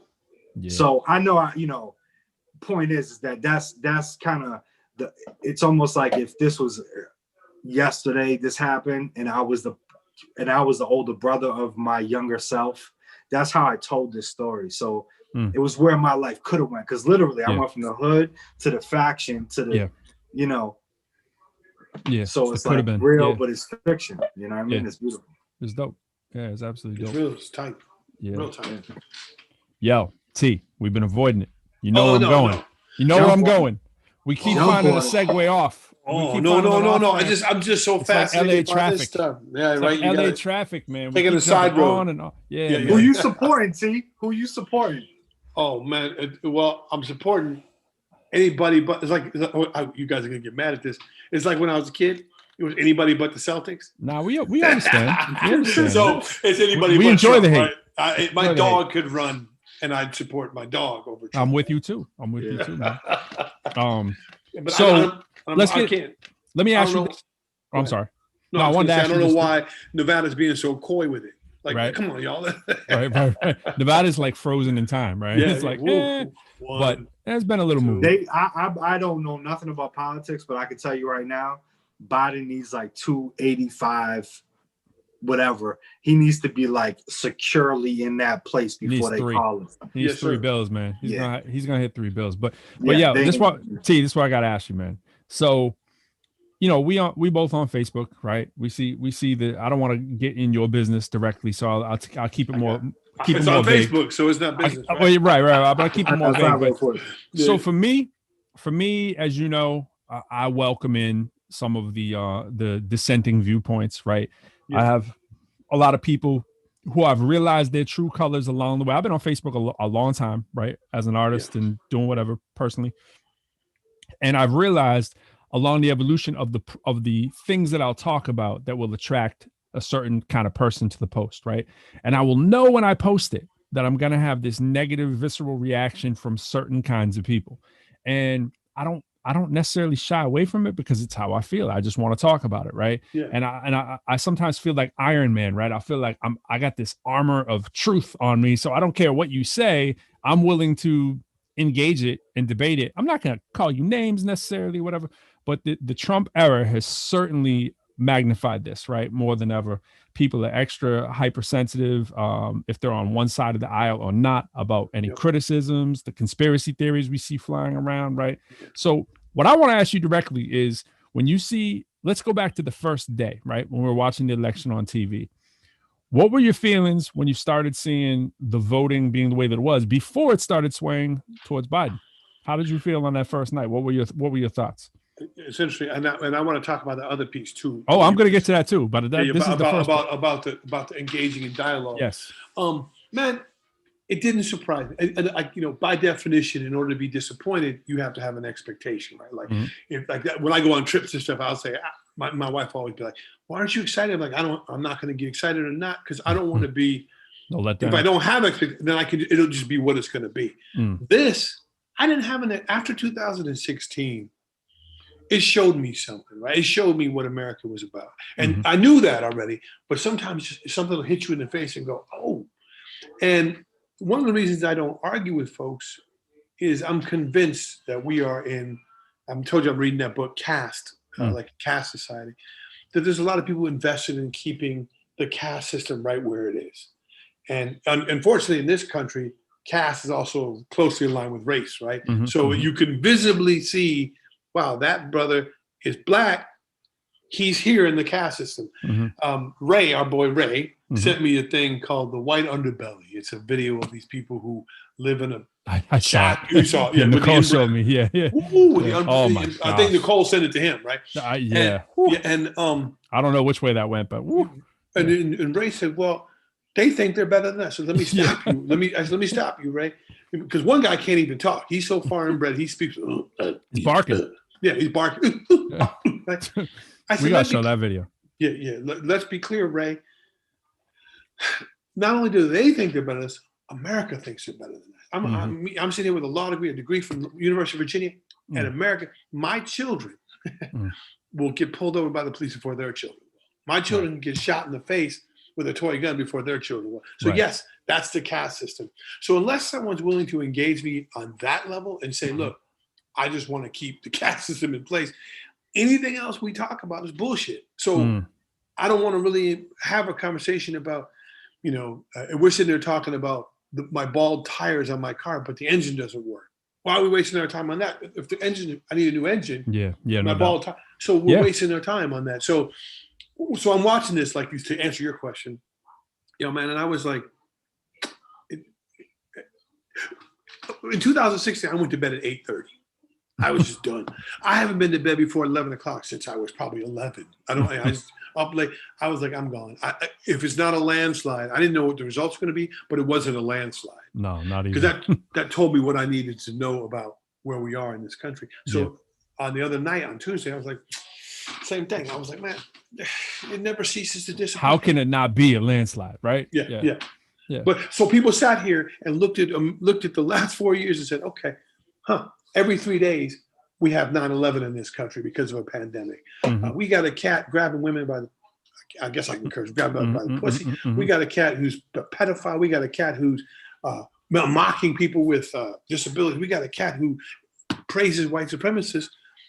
And people sat back and said, I want 4 more years of that. Yeah. Yeah, I mean, and these would have been like arrestable offenses of any other president. They would have had the head. And people always say, "Oh, imagine if Barack Obama did it." You don't even have to be that extreme. You can just take some relative conservative middle person down the line who was on the Republican side of the aisle. They would have let them have it too. I mean, this is it's at a whole level. It's just the bombardment of I cannot list and think of the atrocities quickly enough to keep track of them. That's the playbook. And so and it's funny, you and I both know good Christians who love this guy, right? We're close to some good Christians who my dad is one of the biggest Christians. Is he a Trump person too? Oh yeah.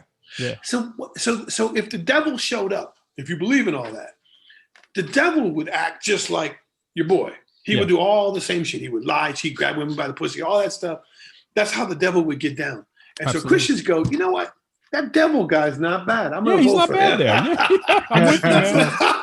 I posted the same thing the other day. I was like saying this, like, look, okay, I might even post, it was real recent. If you're looking on my page, it's real recent.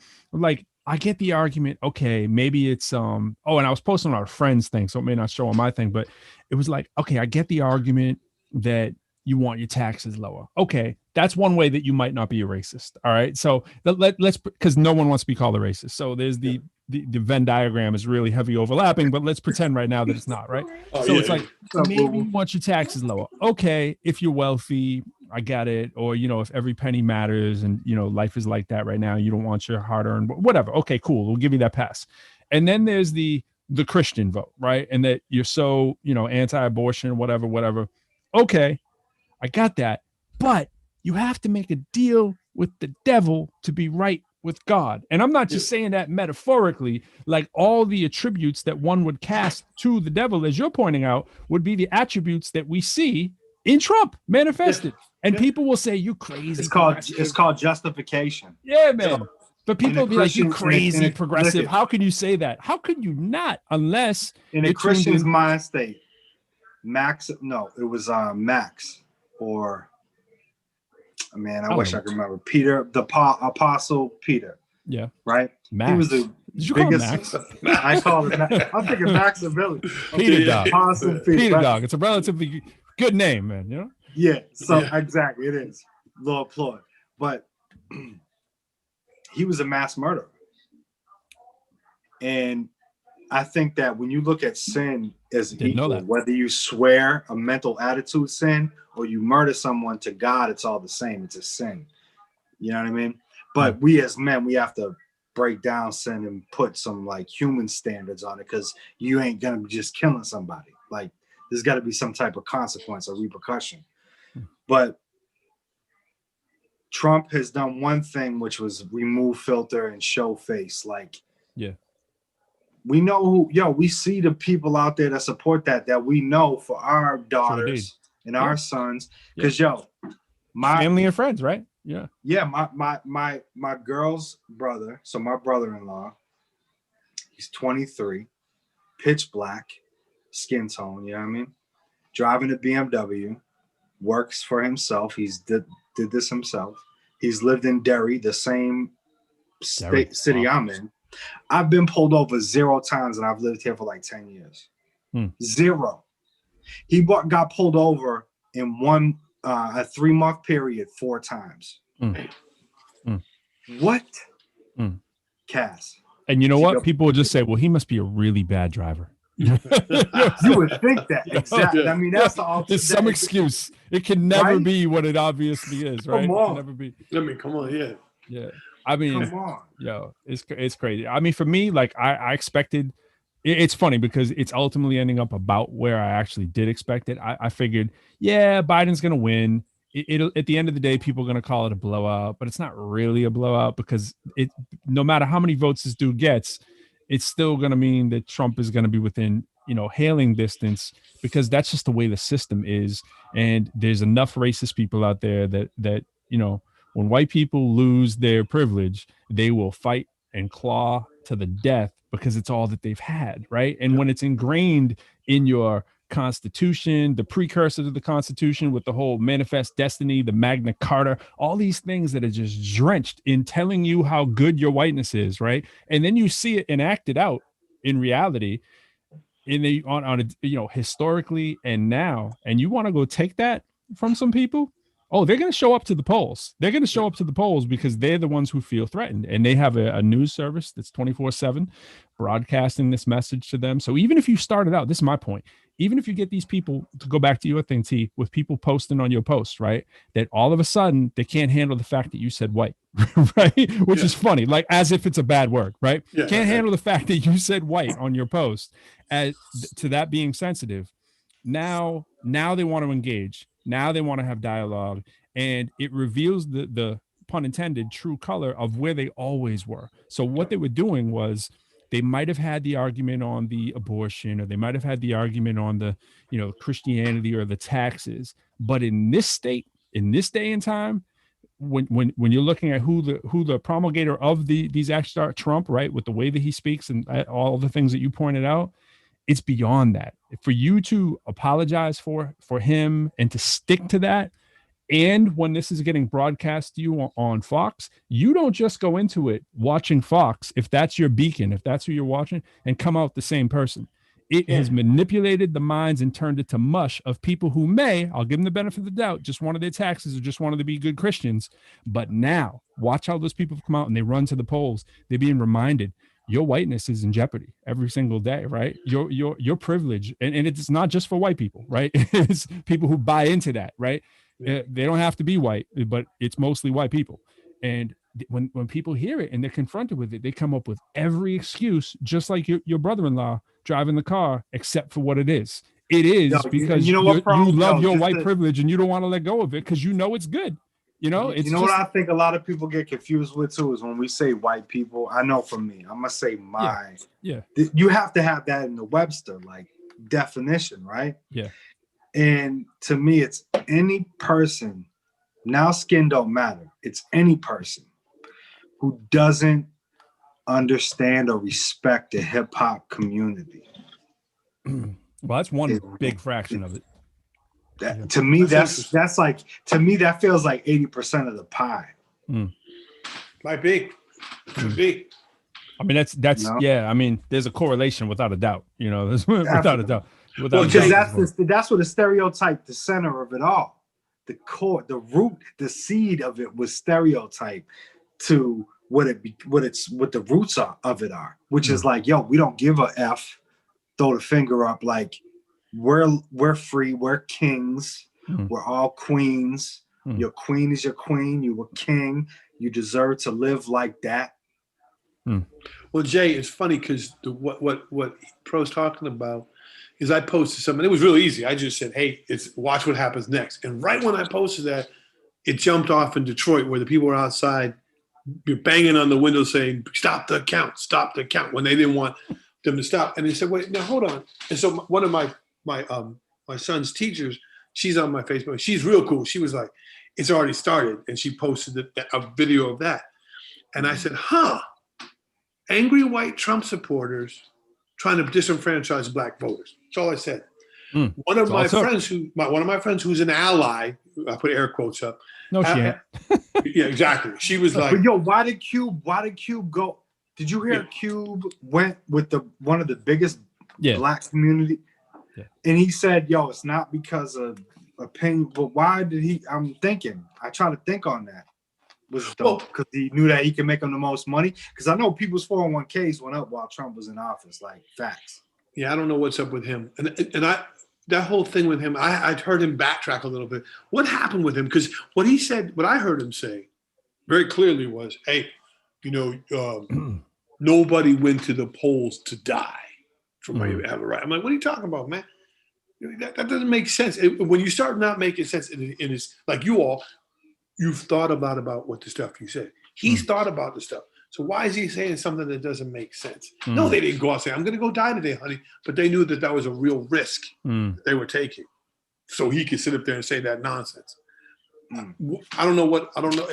Money can't be that powerful for him. It makes me rethink a lot of the things he said along the way. So what is it for your friend there? What is the what is the analysis in terms of Oh, the one who got deep because she didn't want to hear. She said, "Why did you say white?" And I said, "I didn't just throw that out there willy nilly." I said, and the teacher chimed in. She said, "Look at the pictures. That's why he said white." I said, "No, I said white because there's a long history of white people disenfranchising the black vote, angry people coming in mobs and riots to keep us from voting, and they passed it down like a baton from generation to generation. Mhm. Here it is. Now they've got the baton. This is Detroit. There's no white folks in Detroit."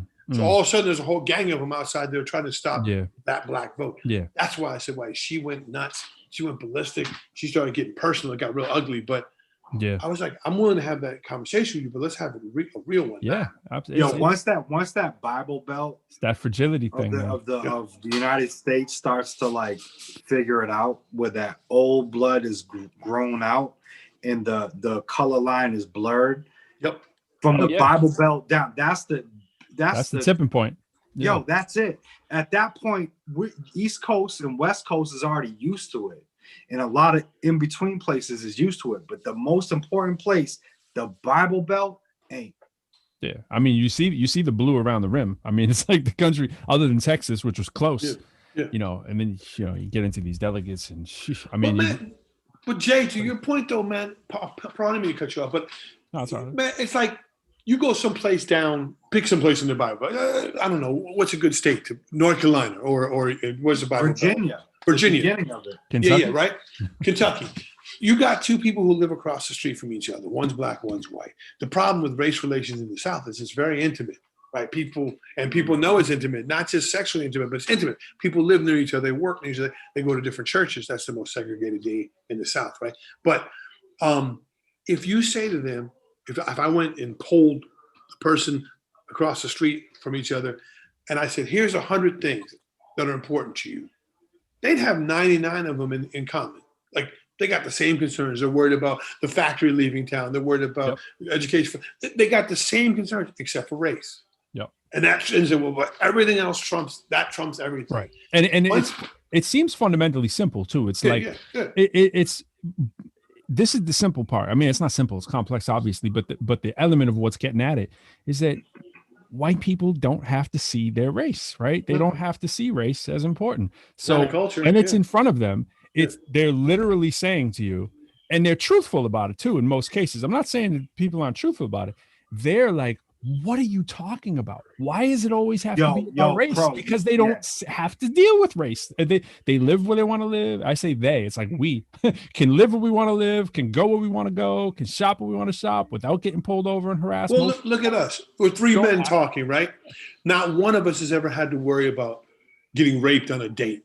Not one of us has ever had to worry about getting raped walking through a park, right? We have other concerns. So we have male privilege, right? We have, Absolutely. So there's nothing wrong with saying we have male. Some men go, no, I don't have male privilege. I don't have the advantage. I got so many friends like that, man. Or I should say associates. But like literally, I say to people, especially when a woman jumps in, I say, so let me ask you a question. If you tell me, hey, T, I was at a party and I looked up and I was the last woman there. And then all of a sudden I started to worry about my safety because people have been drinking. And I don't go, oh, I've never raped a woman. I've never been raped. I think that, and that's what people do with race. Absolutely. They get so, I said, no, I hear you. Wow, I never thought about that because if I'm the last dude at a party, if I'm allowed, I'm not worried. I just leave. Right? I remember the first time I heard a woman say that about a parking garage, and I was like, I had no idea what she was talking about. I was like, what are you talking about? I mean, I was much younger. I worked in funny, I just got a rental today, and I worked in a basement renting cars. And this is like my mid-20s. It was the first time I ever really thought about someone saying that. Well, like a woman was talking about going down to the basement to get the car. She's like, well, what time are you there till? And I was like, no, I can just leave the keys for you. Like we'll put the keys under the seat. It's good. You can just take it whenever. Well, and I was like, what is she? I'm like, what is she talking about? And she's like, well, I don't feel good about my safe. I'm like, safe? It's a building. I mean, there's nobody in the building, and she had to break it down for me real slowly. I was like, well, after night, it may not be that safe. And I'm like, no, there's no crime. I wasn't even getting it. It's not on your mind. I can think about it. But you're right. Would you then turn around and say, that is the silliest thing I ever heard of after it's been put in your face? At first, I kind of did because I was like, I don't know what she's talking about. But after she explained it to me, I didn't think she was lying. I wasn't thinking that this was, I was like, wow, that's something I haven't experienced or had to experience because of the privilege of it. You may not have the words for it, but it baffles me at how basic this is. But then, you see trainings and I've been through a lot of trainings and facilitated a lot of these kind of trainings or whatever. And there's a small percentage of people who come out and they get it, but they need to be reminded again and again and again, because the benefit of the country club is so powerful that when you're in the country club and it's only the country club people and nobody else are in it, you can fall right back into it. It's like being an alcoholic. It's like, oh, there's another drink. It's like, oh, there's my white privilege on the shelf. And people will say, that's silly. No, it's not silly. Watch a bunch of white people together. Like, be a fly on the wall and watch. I mean, it's not hard. It's like they were together all the time, right? Be a fly on the wall and watch how relaxed they are. Now throw a bunch of people of color into the same room, and there's a whole lot of this going on too. So that's what Jay was saying. If they get it together, it's going to change the country. That's a big if, Jay. I don't know what's going to happen. Big if. I mean, there's a lot. We have to make up a lot of myths in this country and live with them. And y'all rap about these myths, right? But even like the myth of social mobility, that's a myth, and I think we have to believe it, or we're going to rip this country apart. If I can't believe, as a poor kid in Baltimore, that I can work hard and have a house in Beverly Hills, then why not steal? I mean, I remember a professor told me once, you'll appreciate this. He was, before I had kids, and he was like, if you tell your kid the only thing that matters is grades, then logically he should cheat, because that's the only thing that matters. If you tell your kid the only thing that matters is learning and the quest for knowledge, then the logic for cheating goes out the window, right? It's the same thing. If I can't get it honestly, no matter how hard I work, I'm just going to go take it. The Bentley is sitting. I live 150 yards from 6 Bentleys, but I can't get there. I don't have that kind of money. But if I can't get there, I'm gonna just go take it. Don't leave it out for me. There's a ton of research about that too. In terms of especially the pressure for Asian Americans, right, to perform high, and then the prevalence of cheating in the culture, right, is super high because the belief that the stereotypes that you should be excellent, you should be wonderful, and from parental down, family down, society, and then the level of cheating in that community is an unbelievable high. When you look through the literature, you're like, oh my gosh, like I remember the first time I saw that, I had no idea, because I'm not part of that community. And I'm like, oh, makes perfect sense, because if you're told that this is the only thing that matters, that means it's the only thing that matters, But then it ties right back to the first question I asked you both, which was that esteem thing. Esteem. If we are telling our children, black, white, whatever, in this community, in the hip hop community, that we have positive sort of stereotypes about them, and they drill it into their head, like you said, I'm nice with my, and you rap about it, you brag about it, and it's the belief and it's the expectation. They'll meet you there, right? But even sometimes what I call shitty rappers, they sort of perpetuate the opposite of what you just talked. They stay in high school. Yeah. Most people don't want to grow up and take the steps to get to the next level. So, that person that you said, right? The rapper, he comes in, he's all egotistical, rhyme. 100%. You can tell my self-esteem when I spit 16s is pristine. I got a flow so crisp and clean and deep. Yeah. Exactly. You tell yourself that, and you tell yourself that, right? That's it. Steve. Yeah, man. Yeah. I don't know what's going to happen over these next few days, but I've been telling my students, very nice timing with our sort of, working on this election stuff. We're talking about voting, like I was saying way at the beginning when we came on. It's like telling my students, try to take that deep breath. We all got to take that deep breath. It's a long process. We're going to see the real messiness of the country in the weeks to come, man. It's and all the way up to when it's time to, hopefully leave that White House. That I can only imagine, Start look at the people need to start looking and getting serious about finding a job they can do remotely that pays well, that has benefits. That should be a huge priority. Yeah, and things good luck like with that, because it's competitive. Right? It's very. Yep. I mean, I'm doing I work for the post office and I go do DoorDash. I'm working 16-hour days daily, 6-7 days a week. Like, there's ways to make it. You just got to get creative. You can't let the system break you down. and you can do it legit. You don't need to be illicit with it. No, yeah, you're right. It's going to have to change. It's funny. This is forcing our hand to change, right? The things that we forcing it. Yeah, the people older, even even people I like and respect, didn't want to change because they said, if I don't see you, you're not working, right? I get that. Yeah. Yeah. And so what's the point of all this technology? Why do I have to come into a place unless we're having a face-to-face or I'm working at Walmart and you came into the store? But if we're doing stuff that let me do it remotely. That's and you know what? They need people to be miserable. Because misery buys shit. You know that? When you're miserable, you buy stuff. Click it. Yeah, it makes yourself feel better. I never thought about that. Nah, that mentality. Hey, yo, you got to watch that video you were talking about, man. That documentary on Netflix. But that's what it's really about. But like we see, everybody's tightening their belt, right? You have to tighten your belt. These, we talk about like airline industry. They're gonna have to rethink it because people, to your point, they realize they don't need to be face to face conferences. We had a Orlando, our flight booked to my West Palm in November. We booked it, canceled a week later. We booked a second one because they said they couldn't fill the spots. We booked a second one in December. They're good for a week. Second week comes, they cancel our round trip. They make it a one-way. You're in. You can't get back. Wow. Like, what? So we had to go in there, reschedule the trip back. It's not easy to travel right now. No, they're not making it easy. And when these airlines, I mean, the airline stocks have been plummeting. The airlines have been, really forced into it. They're thinking about, and it's same in education, man. I know at our institution, everybody in this institution, the conversation is around tightening the belt and what are folks going to do. And this is going to be in every, here in DC. I mean, we think about like our school. We're a public university, right? And most of the funding comes from the district.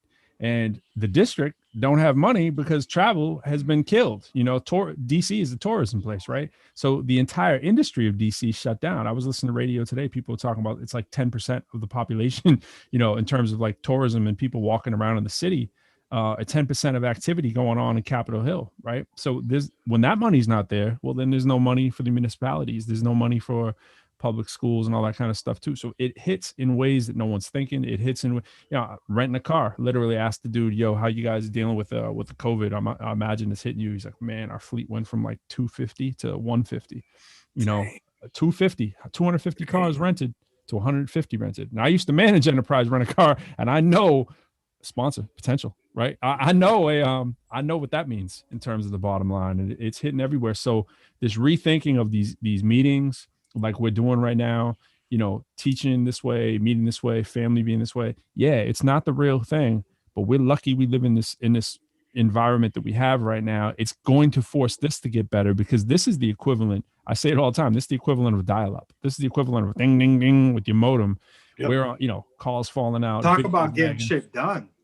When we had a meeting in China, you had to fly to China in your $20,000 suit.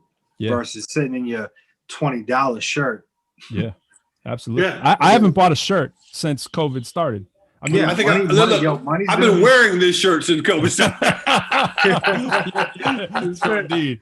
I haven't even changed, man. Jay Cruz has been making them shirts since COVID started. That should look nice on cruise line. The cruise line, I love that, man. Cruise line. Nice on camera. He's got the background, makes you want to be on a cruise. I know, line, right? I'm like, cruise line. Man. I'm in New Hampshire, bro. So you know what I'm saying? You got to do what you got to do. Yeah. Yo, you are where you believe you are, man. Hey, right. It's funny you all saying this, man. Like I was thinking about this the other day. I was thinking, early on, I think Jay, you said about kids' attention span, right, and how they learn and it's just coming at them, and then we still are trying to teach them like we taught our great grandparents, right? With this, okay, everybody sit still. Like now, some of these kids are doing actually better because this fits how they get down anyway. So they're always on the computer and stuff. The creative minds are being accelerated. Yes. And so, but also I was thinking the other day, there's no reason to ever have a sick day again. There you go, pro. Yeah, right. But if you can do this, then you can do this, right? So if your kid says he's sick and he has to stay home, he can still get on the computer and be at school. Never have to have an absence again. Or this, you put this on, cover your face. I don't know if we'll pick this up like Asian code. They've been way ahead of us. I don't feel well today. After we get past all this, I might have a cold. Let me just wear this in case, and I go to work. I don't want to get my colleagues sick. This may hopefully will become part of our. Well, you don't wear it everywhere all the time. Well, you're not feeling well, or I come in and I go, yo, Pro, I'm not feeling well today. You go, okay, let's wear a mask just in case, because I don't want to get sick. I don't want to get my wife and kids sick, right? I mean, I don't know. Maybe we could pick some stuff up out of this. Yeah, some of it. I mean, what we're seeing, a lot of the evidence so far that people have been doing, there's been studies that have come out with about 1,000 people in them with students. So when you look at the students and you see how they're doing, like, do they feel it's better? It's like 90% of them are saying that, no, this actually isn't better. There was an uptick at the beginning where people were like, hey, this is great. I don't have to commute. I don't have to do it's about 90% in some studies that are like, nah. And then when what they're knocking in terms of, like, at least in the educational sector, they're not knocking so much the faculty, they're knocking the technology itself. That's sort of like, the Zoom drain, just doing the same. Okay, here we go again. And, sometimes it's faculty. It's lifeless. Yeah, it's like you got to switch it up. Yeah, it's lifeless at the same, and in one sense it is. Yeah, it's tough. It's not, there are certainly benefits, without a doubt. But like T's implying, you got to tweak it, take the best, take the worst, let it go, move on, and just keep building on it. But and pivot. Like I'm coming back to that again. The first thing y'all were talking about, the ability to pivot and say, okay, this is change. Look how many companies have gone out of business because they couldn't pivot. That's right. Why would Blockbuster go out of business and let Netflix? Seriously, why would Netflix take over? Come on, a bad move, man. Look at Kmart. I was at Blockbuster all the time at some point in my mid-20s. Where them $5 DVDs at? What? Yeah. And you sat there and watched them happen. I remember being Skype. I mean, where'd Skype go? What?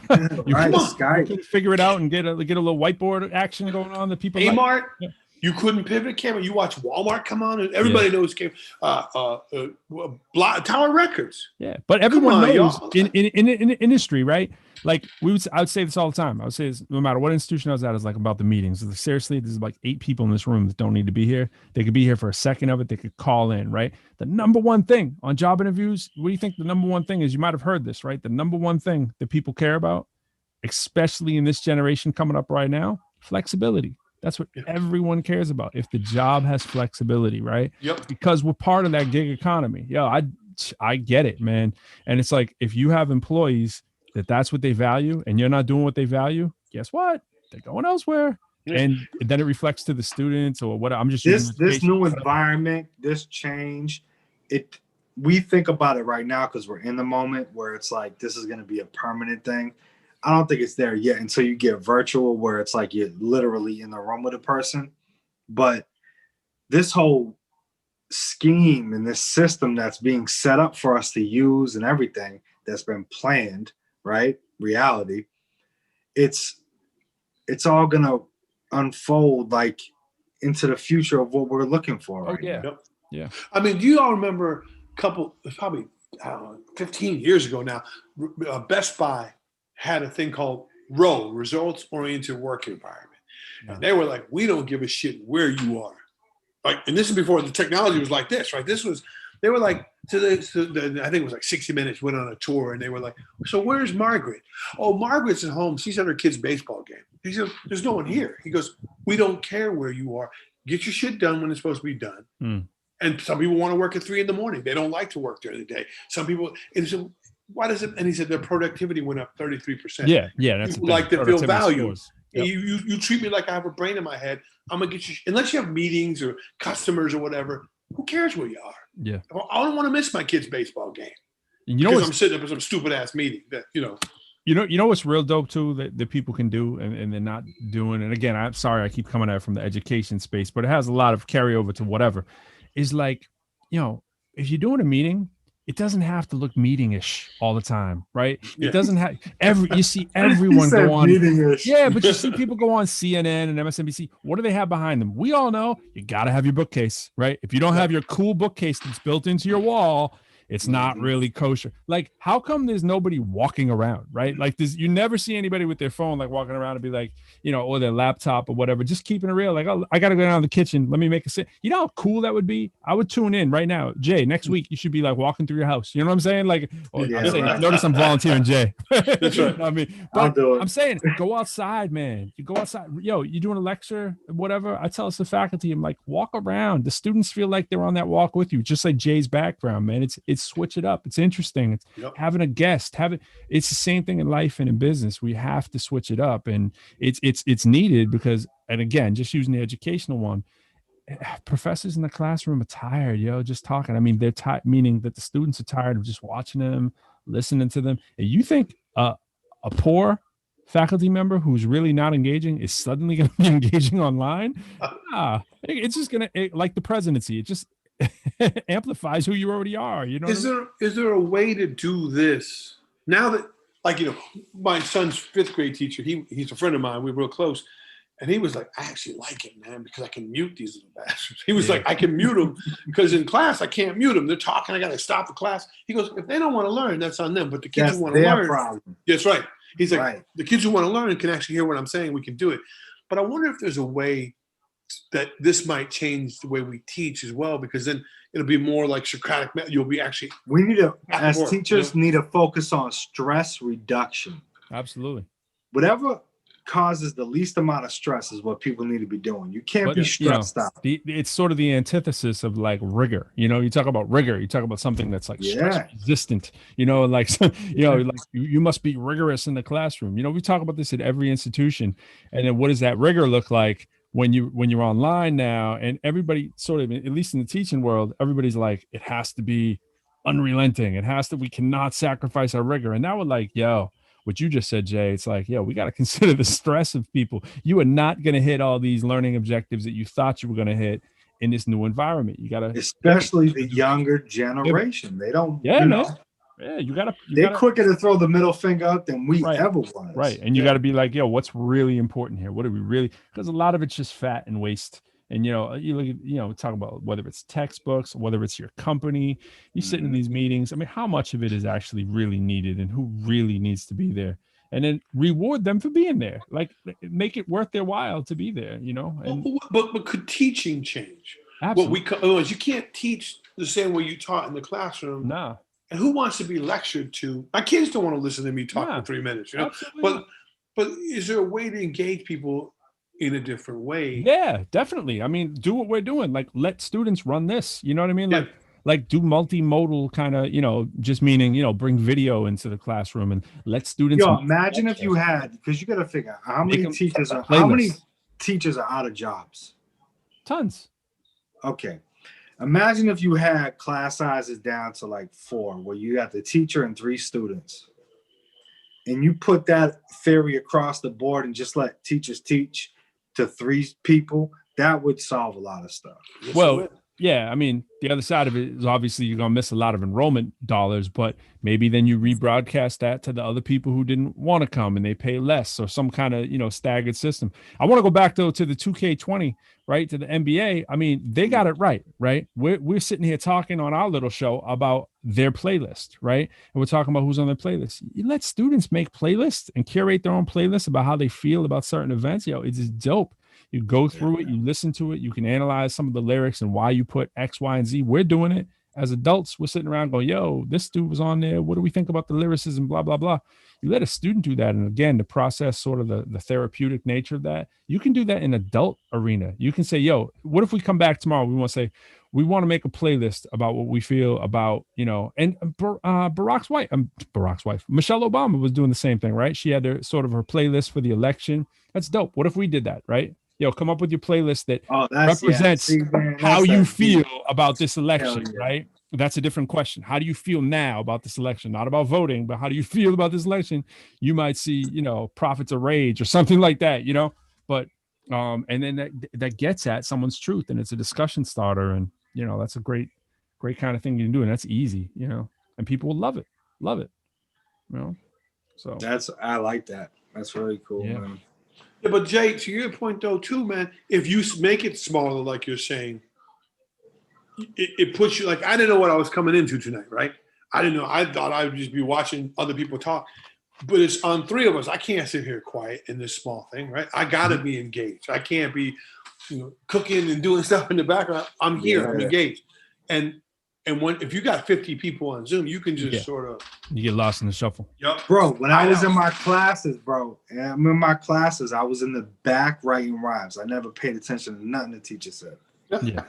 Well, we have breakout rooms in here that you can do. Just saying. If you got 10 people, you can put them into like 2 breakout rooms or whatever. Yeah. And then you can just jump in and watch, that kind of stuff. So, but I guess what the point, like the intimate part of knowledge is cool because you, like you said, you can't, you have to be, you're forced to be engaged. Otherwise, it's like, you're not showing off really. Yeah. There's no show off. It's like, I'm here. I showed up. What's next? You lead. You know what I mean? Yeah. Give me a background. Show me a virtual background today. Imagine your teacher coming in with that in the background. The student's going to be engaged. This is my background. This is exactly what it looks like, right? But 100%. But I mean, if you saw the front of it, you see, Henry's the other side of the room, playroom. So, yo, speaking of engaged, I'm falling off the engagement ladder right about now. I'm getting into that. We passed 11 o'clock, man. What are we doing, man? I got to work tomorrow morning. That's how you know I love y'all. It's 8 o'clock right now in my town. Let's go. I know. She's like, let's rock and roll, man. 11:09. My girl came out like 45 minutes ago. She's like, you still up? Oh my God, you crazy. Speaking of my girl, I got to say this, all right? So my wife's birthday lands on what will be my birthday this year. The NBA is back on December 22nd, baby. The NBA is back.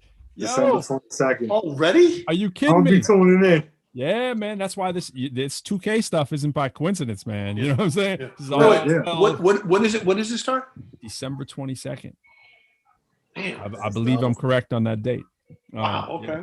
So it was either going to be then or in January because, they actually were dying to be able to say 2020 and a lot of that marketing with the NBA 2K20, right? Like you have to be the 2020, 2021 season. There's a little pressure there too, but a whole bunch of other things. But I mean, I'm excited as a fan. I feel bad for whatever players got to go through to get themselves ready on short notice, but it's going to be a crazy season, man. And it's going to talk about this virtual environment. They're going to do some kind of mesh of whatever they did before. And all I can say is enjoy it because this is the world changing in front of our eyes. Like we're in the new evolution swing. Absolutely. The and pendulum is like, that's like weeks before the new president comes into office too. So, and by the way, I don't mean to sound cold, but I never feel bad for a professional athlete on anything because if you have the word play in your job description, whatever comes after that, it's a great fucking job, right? Like none of us have the word play, and also you play the thing that you would do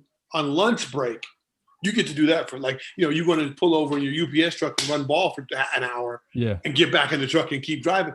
These cats do that and get paid millions of dollars to do it. Yeah. Some of us play ball on our lunch hour at our place of employment. That's what I'm saying. That's what I'm saying. I mean, I'm too scared of rupturing my other Achilles. Yeah. If you rupture one, you go ahead and play wide. Rupture one, I ain't trying to do that. I used to.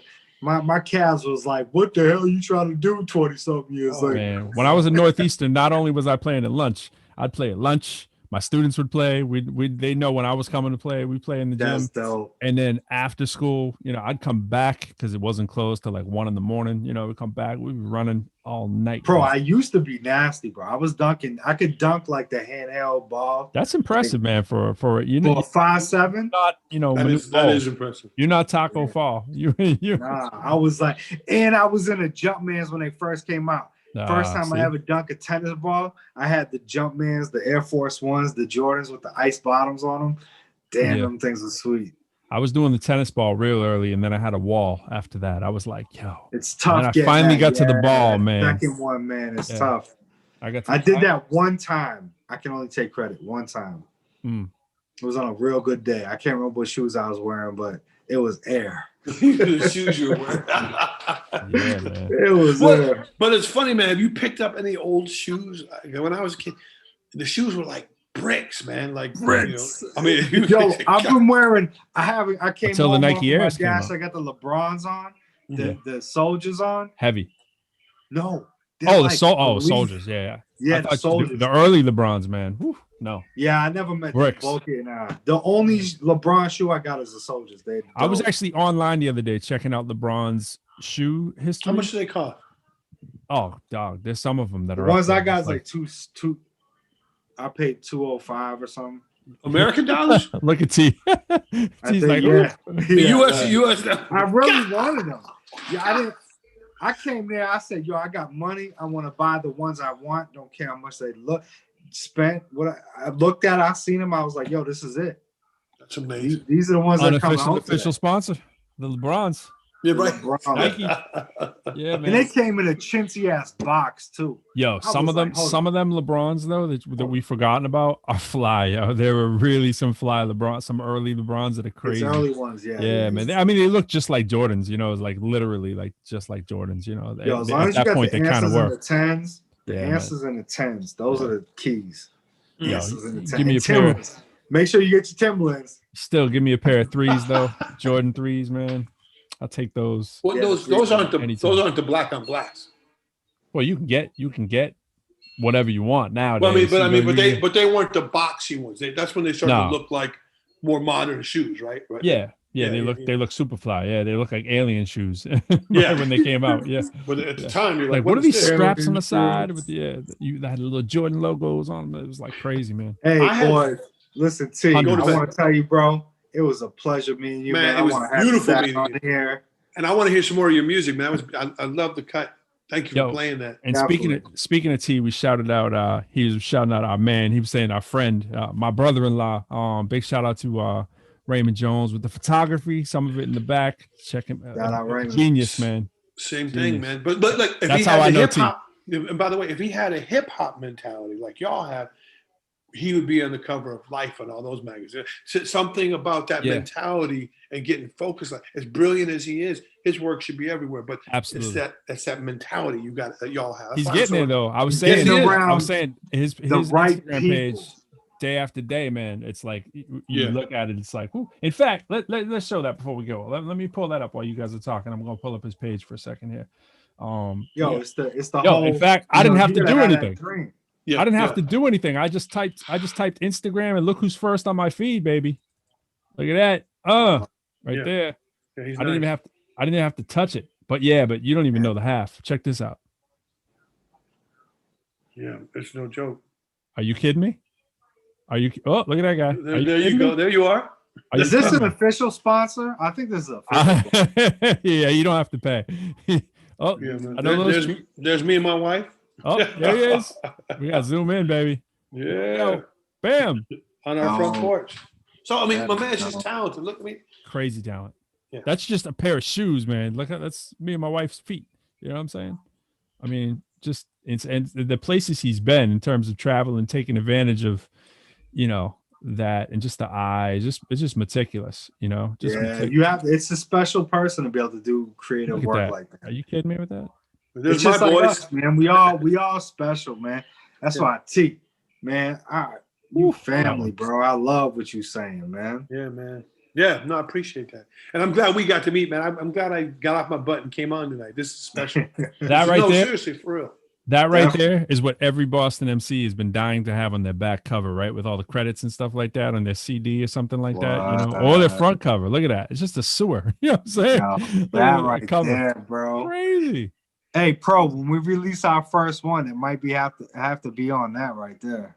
Yeah, man. We're gonna have to. The first one might be etched in the sewer system. Oh, I guess you. I heard. Yeah, we're gonna need to shell it out to come get because Raymond Jones on that project. Them all. We lifting that sewer cover and we throwing them down that joint. Yeah, absolutely. Get down there. People ask me, where'd my record go? Yo, my record went sewer cover, baby. That's great. You can't. That's better than platinum. Platinum.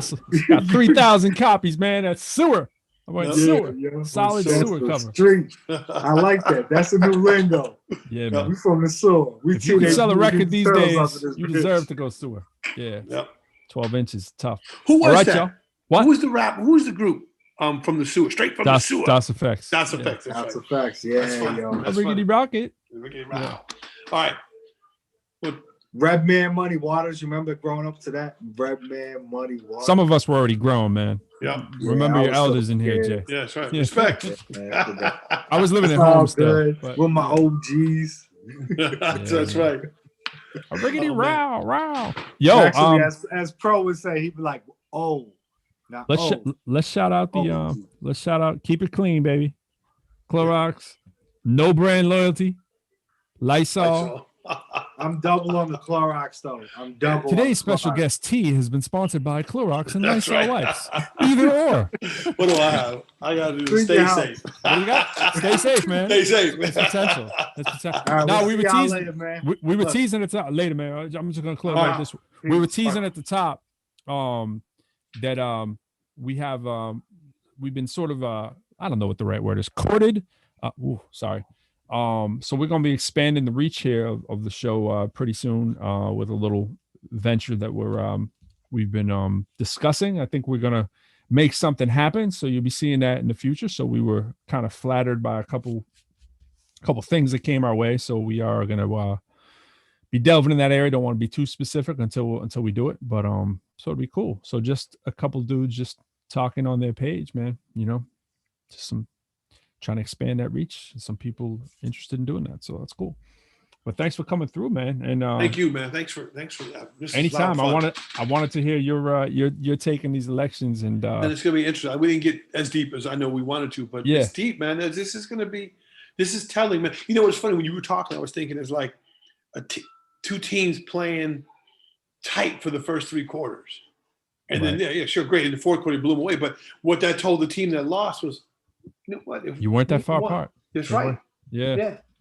And I'm worried about the signal it sends the Republic, even if they lose. It's like, you know what? I thought we were going to be rejected wholeheartedly. I thought this Trumpism was going to get rejected. Yeah. And it didn't. Well, I was listening to Fox News before I came on. I wanted to see how they were spinning it. I was listening to Tucker Carlson, and he was on. Of course, what are they going to be talking about? What's leading? Well, the House. The Democrats are really in trouble when you see what happened with the House. So, of course, they're taking the only positive really that there is right now, that the House losing seats. And they're talking about, like, what is the messaging? Where did the Democrats go wrong, and how the Republicans essentially can capitalize on that? And, I mean, they have valid points. Like, why were some of the seats lost? You hear people talking about using that S word, socialism, too much. That may be valid. Also talking about, ending the police, you know what I'm saying? Defunding the police, talking about these things that are sort of buzzwords for the sort of middle of the road centrist who may be leaning left. I can't go that far. So, I don't think that discussion is going to, I think it's reinforced with Joe. Joe is basically a moderate, and Joe is Jeb Bush. I thought he was a Republican when I first heard of him. Me too. I'm saying he's Jeb Bush, basically. If Jeb Bush had won, we wouldn't have been talking about any of this shit. And we wouldn't be in the Matrix now like we are, or like not realize we're in the Matrix. But if Jeb Bush had won, literally it would just be like, well, we disagree with some of his policies, but it wouldn't be any of this bullshit. Well, it's pretty good. Yeah, absolutely. Yeah. He's like, so he wouldn't be out to cancel everything Barack Obama did. And it actually might have done some presidenting as opposed to just running the whole 4 years. Trump ran for 4 years. He's been he's been basically on the campaign trail for 4 years instead of actually running the country. So for me, the fascinating thing, the biggest fascinating piece is that with it literally getting to the point of, like, every day, let's sort of see what ridiculousness Trump's coming out of his mouth, right? It's that he's a performer, and some days I wake up and I say, he's got to know what he's doing, right? It seems it's too stupid to be real. Like, it's got to be, he's just performing for the camera. And I believe that at times. And then some of that being said, it's like, I'm not going to dive into a pool with no water kind of thing like that, just to get ratings, right? But he's literally diving into a pool with no water to get ratings, if you believe the ratings thing. So at some point, it has to be, you can't vacillate on this and go, he's a genius, or he's, the biggest idiot of all time. All I know is the policies, the things that he does, the things that he says are volatile enough that it puts the country in jeopardy. The way that we're positioned around the world, it puts the country in jeopardy for real serious consequences, right? I.e., you have a pandemic that happens to hit your country while he's in office, and of course, it's going to be inexplicably handled, maybe the worst that you could possibly imagine, because this is a throw gum against the wall, spitballs against the wall. Excuse me. He's a spitballer, right? Just whatever works, whatever comes out his mouth, for the moment. He's almost nervous in the public and just wants the attention on himself. So say whatever. And to me, that's way bigger. I mean, it's easy for me to say, but that's way bigger than the racism. It's way bigger than the bigotry. To me, it's ineptitude in the highest office there is. It's threatening to all of us at once. That goes beyond, any of the race issues or whatever. It's immediately threatening on a day-to-day basis. Like, is this dude going to get us blown up? That's what we were thinking the first week in office, right? Is this dude going to get us blown up? And now it's like, is this dude going to divide the nation? I mean, we're also thinking that, but the divide the nation stuff, I kind of feel like he's saying it, but I've kind of always felt like that from Republicans, fair or unfair. I've always kind of felt like that's what their party supports. The racists line up in the Republican Party more so than they do in the Democratic Party, right? It's just clear. That's not a big controversial thing. It's not to say there aren't racists in the Democratic Party, but if you're a racist, you're going to the Republican Party to get your bidding done. You know what I mean? If you're a racist, you're not voting for Barack Obama. Absolutely. That's not happening. Baby, come on, man. And so you're right. I mean, you're dead on, bro. And it's funny. It is hard for us to be taken serious by any other country in the world. Not just our leadership, but our people. When we're doing this, we're just down at the bottom of the boat like a bunch of wild rats waiting for the boat to dock so we can run off and spread our stuff. No one agrees with me on this, but I could make the argument that if it was any other president, we might not have had this pandemic because they wouldn't have gotten rid of the pandemic predict team and then the pandemic team, right? True, absolutely. So they would have said, hey, listen here, China, this bat thing might turn into a pandemic. Let's nip this in the bud. You can't play the if game. Yeah. I mean, and you know that now that you're a parent, you go, once you play the if game, you realize if you change, we always have these fantasies of amazing outcomes, right? Oh, if I'd done this, I'd be a billionaire. And I'd do no, but if you change anything, you don't have your son, I don't have my boys, so you can't. But if we had an actual real president who took things seriously, we may not even have this. Well, we know we would have maybe had a mask mandate early on and done some things to be preemptive if we had gotten past step one. Someone would have nipped in the bud at step two. It is hard to take us seriously around the world. Yeah, I mean, once the Paris Accords, that was sort of for me was like, wow, this dude isn't just playing for the camera. He's really like loony, that was like, this is, you just did something consequential that I kind of maybe thought you were just blowing smoke in the air. Yeah. But, and then it was one after the other, just these dominoes kept dropping and like, really, seriously, you're going that far with this? So, you gotta, people always say, believe them, take them at their word. He's a tough guy to take at their word, but believe it. You're they show you who they are. Yeah. And it's funny. You said something earlier that made me think that it took me a long time. I mean, it's embarrassingly long because I don't watch Fox. I just can't. I know people tell me I should to get the perspective of, it took me a long time to realize why he will lie to our face. Like he will literally say it is raining and then come on and go, it's never rained, right? Or whatever it is, whatever the lie is. Mm-hmm. So why would he do that since we have it on tape? And I realized the propaganda station that he's actually talking to, they only play the lie. They don't play both. It took me, we can see him. We can see his mouth moving. They only play the lie. Right. Yeah. They do not play, they never do the fair and balanced thing that they're known for in their catchphrases, right?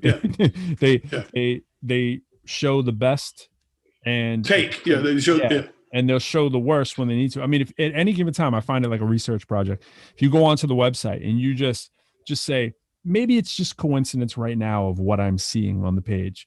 You will see people of color positioned poorly all the time, right? It's not occasional.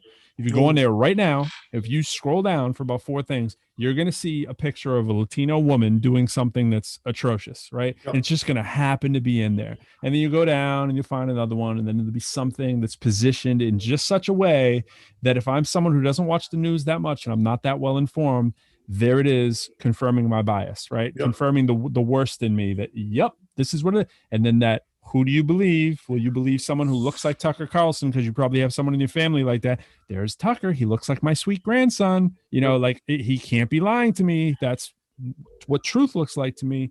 And yeah, when you're filtering out and you're doing that, you're looking at it, it'd be hard for you not to fall into that trap. So the way, you're right, not to watch it and not want your mind to rot.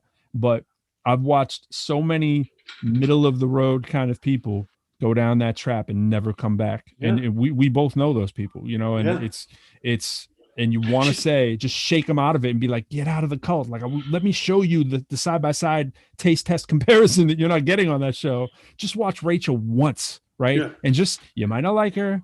You might not be into the lesbian thing. You might have whatever biases you have, but sit down and watch, and let's see the factual style of reporting versus the, you know, phantasmic, whatever they call themselves at Fox in reality, right? Because they don't call themselves a news station. They call them, what do they call those journalists? They're not even called journalists. They're called opinionist or something like that. They use the word. Yeah, it's like journalistic opinionist or something. I don't know enough. I don't watch it enough, but it's funny. One of the people I will chime in. One of the people we know in common, which we won't ever divulge or whatever, is probably, if you said, I want you to draw up a person who's the exact opposite of Donald Trump.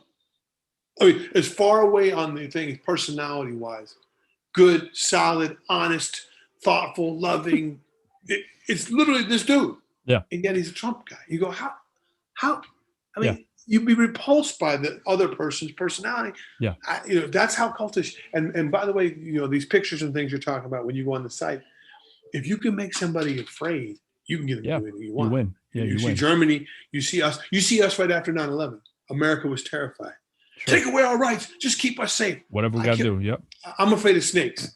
And COINTELPRO in full effect. Yep. I killed a snake one time in my yard because I'm afraid of them.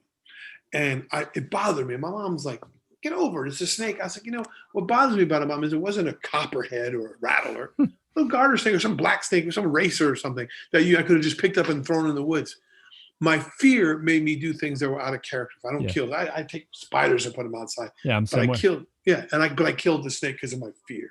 Yep. And you can get people, if you can get them afraid of something, they will do whatever it takes. And that's what they're good at. They've got America afraid. We give a complete pass to white supremacists, for instance. But the white supremacists scare the boogeyman, the black boogeyman. And they say, well, I would never be one. I'd never go to a lynching. I'd never wear a Klan outfit. But we let them march up and down Main Street, USA. Mm-hmm. And when you say, well, why? Because, we would never let the Americans for the Taliban walk up and down the street. We wouldn't even let the Black Panthers live.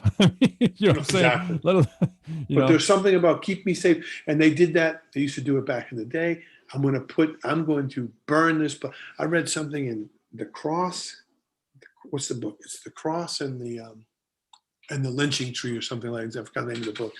And they tell the scenario of, and this is heinous, but the woman protested.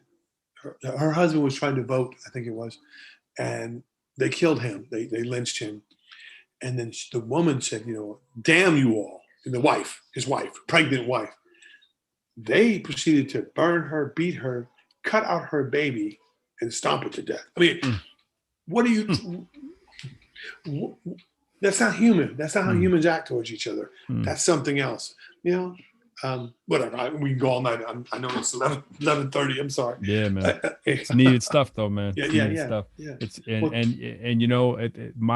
answer my own question, I asked to you when I was watching the voting on the first night. Right, I was thinking sort of in that realm. Like, think about some of the worst things you've seen.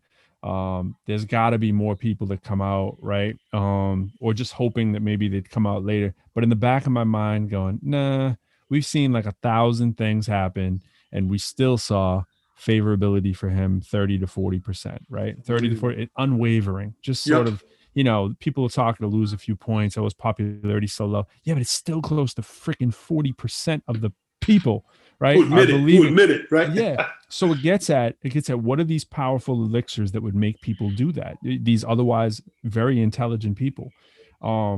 One of them is religion. There is no doubt about it. Whether you are a religion person or you're a not religious person, if you're not able to separate the fact from fantasy that this is a driver of what has made this president this popular, then you're missing the boat. And he Yes. didn't. He certainly didn't. Posing with his upside down Bible, doing whatever he has to do. You know, I love the evangelicals in the same basic breath that he loves the, you know, the poor and the unintelligent and the whatever else he'd say. Yeah. You know, well, I mean, whatever other thing he wants to throw out there, it's right there. He knew he needed this crowd. He's played to them. That dude is one of the least religious people that, you know, he's, you know, less than us, less than, you know, you know. So if you can't see that, whether you are religious or not, you're missing the power of the religious vote. And you don't have to be super, super religious. You just have to be told by an outfit like Fox every night that this, you know, it was Obama was coming for your guns, and it's Biden's coming for your uterus, or it was Hillary coming for, you know, whoever you believe, and that Trump is your savior. And suddenly that becomes believable. And the fact, if you hear that enough and that's believable, anything is believable, because it is clear to an unbiased viewer that Trump doesn't have a religious bone in his body. He never did. He doesn't have a history of it. He can't quote any scripture whatsoever, you know, not that he needs to, but there's nothing about that. And then the other thing is the dog whistles are so obvious. So it goes back to my point about, is he faking it, or is he, does he know it? Is he just spitballing? Yeah. On these two issues, he's clearly been aware that I need that evangelical vote, because they will do anything to find redemption, right? They will find, they feel they're acting in the best interest of God or whatever. Fine. Okay. And I've made the point too before, nobody likes abortion. You know what I mean? Like it's a tricky subject. No one's sitting around like, yeah, just because I'm for a woman to have a right to do what she wants to do with her body doesn't mean I like the idea of abortion. So they paint everybody like, you're baby killers. Nah, nobody's cool with killing babies. Like, let's establish that, right? That's the narrative that's thrown out there. Obviously, Biden's not killing babies, or either is any other Democrat out there, but you hear the narrative enough, you repeat it, and now all of a sudden it becomes your religious and moral duty. If that's how it's framed, you can't win that vote. You're not going to win that vote. And so you can put the devil incarnate in front of you and still vote for him. And the oxymoron of that, you know, the irony that you're voting for the devil incarnate so that you can be right with God, to me is just, well, it's unwavering. We're lost at that. Well, he figured it out. He figured it out. And it's what we were talking about earlier. Like the devil came and said, "Come here. I'll tell you what. I'm gonna get you so you don't have to have abortion. We're gonna fight this abortion thing. But let me get in here, and all you got to do, I'm gonna give you that. But let me do anything I want. Give me free reign. But and I'll give you that." And they say, "Okay, we'll take that deal." It's like, what? Yeah. But what? You know, I'm gonna put babies in cages. Trust me. I'm gonna have white supremacists marching down Main Street. But I'll give you the. I'm gonna stop abortion. And you don't even have to believe this is true. But the fact that somebody like Trump does and has manipulated it enough is that when we were talking about the Bible Belt, we were talking about, you know, the whole kids in cages or whatever. If the correlation between the evangelical Bible Belt voter,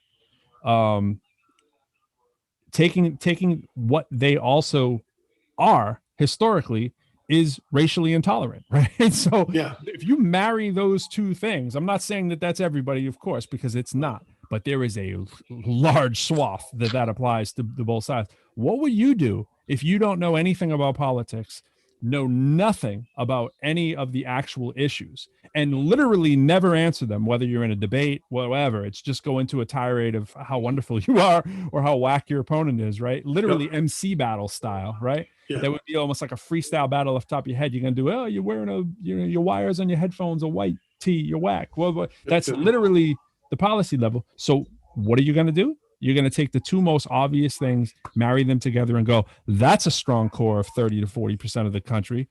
I got that, and I can get, and guess what they do? They vote. I can probably win.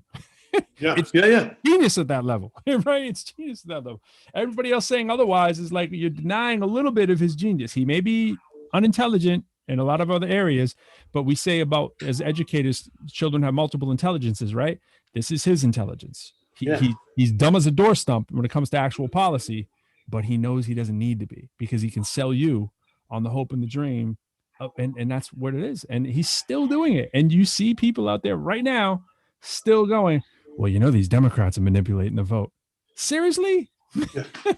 Yeah. How are they doing that again? Because it's all televised, by the way. Do you literally believe people are in the back room with boxes and burning them? They're going to risk their entire livelihood for some votes that may not actually matter, right? Like when did we start the manipulating, and did we not do it for the House? And you know, it's like so mind-blowing. Well, it's also a thief thinks everybody else is a thief, right? So that's how they talk. But it's also like you bring up something that makes me curious, and I'm wondering what you have to say about this.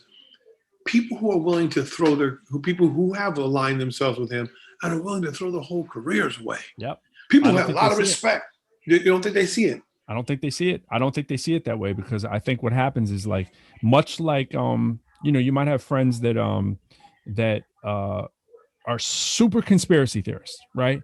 And don't see the fact that their own family don't want them at their house on Thanksgiving, right? They don't want their kids sitting around that person. I got plenty of those friends who've become those conspiracy theorists. That's why I speak out about it so much. It's so powerful, and you go so deep in the bunny hole that your own family and friends don't want you around, but you still hope on a wing and a prayer that you believe that one of these conspiracy theories is going to come out right and go vindicate you, and you're going to be vindicated. Somewhere folks are believing that Trump is right on something, and they're going to be like, aha, told you so. Like, I knew it was going to happen. But now you're so far in, it's card game, man. You gotta go all the way, or else you broke. You gotta ride or die at this point, because no one's willing to jump off until, you know, I saw an article talking about the white male. You know, unfortunately, the white male being the savior again, right? People talking about, oh, but look, the white males have started to fall off from his voting. Not enough. But the article had some sensible points in there. It was like, once the party of Lincoln started jumping on board, that actually did some damage. People started seeing the macho, tough guy, you know, hey, this Republican white guy just like me, all of a sudden left him. Now, all of a sudden, it started raising the bat flag, the bat symbol. People to say, oh, you know what? And you even see in Fox is starting to, I mean, it's weird. You look at Fox, and every single day for the last 3 days, they have more delegates to Biden than MSNBC does, right? And it's like, how can that be possible, right?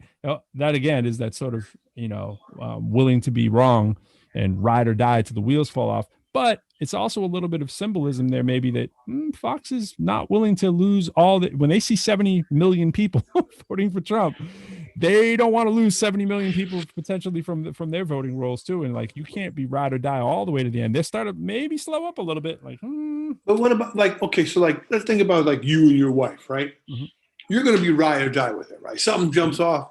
You may be like, you know, she might have done something crazy, but you got to get her back. Right? Mm-hmm. Hey, you can't be talking to my wife like, I'm going to get her back. And we'll argue about it when we get home later about. But that's because y'all have a life. You must together. be talking about your wife, because my wife. That's right. She would never. Okay, I'll talk about my wife. But you know, but it's, we have a life together. We have children together. We made a commitment to each other. You got like someone like Rex Tillerson or somebody. Remember early on, cats who made a fortune, powerful in their own world, and then they lump themselves to this clown. Or you got generals and stuff. But hey, down. Secretary of State. I mean, that sounds pretty good on the resume, though, doesn't it? Like, maybe I can make it work. What would you give to have Rex back? You know what I'm saying? It's like a lot of people are like, maybe Rex would be a sensible guy right now in comparison to Mike Pompeo. I mean, like, Rex looks like. Yeah, he does. But you got these clowns. Give me the oil magnet. Yeah. But you got a clown show going on. So it's hard. It's funny when my buddy said to me the other day, we were talking about the first debate, and he was saying, you know, when and there were people giving who moderated? What's her name? Which debate? The recent ones? The first one, the first Trump Biden debate, the crazy one. The woman it was damn. Well, that's what they do to us, man. They it's crazy. So much crazy you can't keep anything straight. But he was saying it's like you get into a fight with somebody, and the dude you're about to fight stabs a baby. You go, wait, hold on. I thought we were just gonna have a fist fight, man. Yeah. You it's so crazy. Yeah, it's too much, right? It's too much coming in. You can't deal with this level of crazy, right? Nobody knows. We're not prepared for it. So. But if you ride or die, it's just another day. It's just another day. But there's nothing. But what do they ride? They have no reason to be ride or die with this guy, and then they get screwed over. But they know. Here's what they know, though.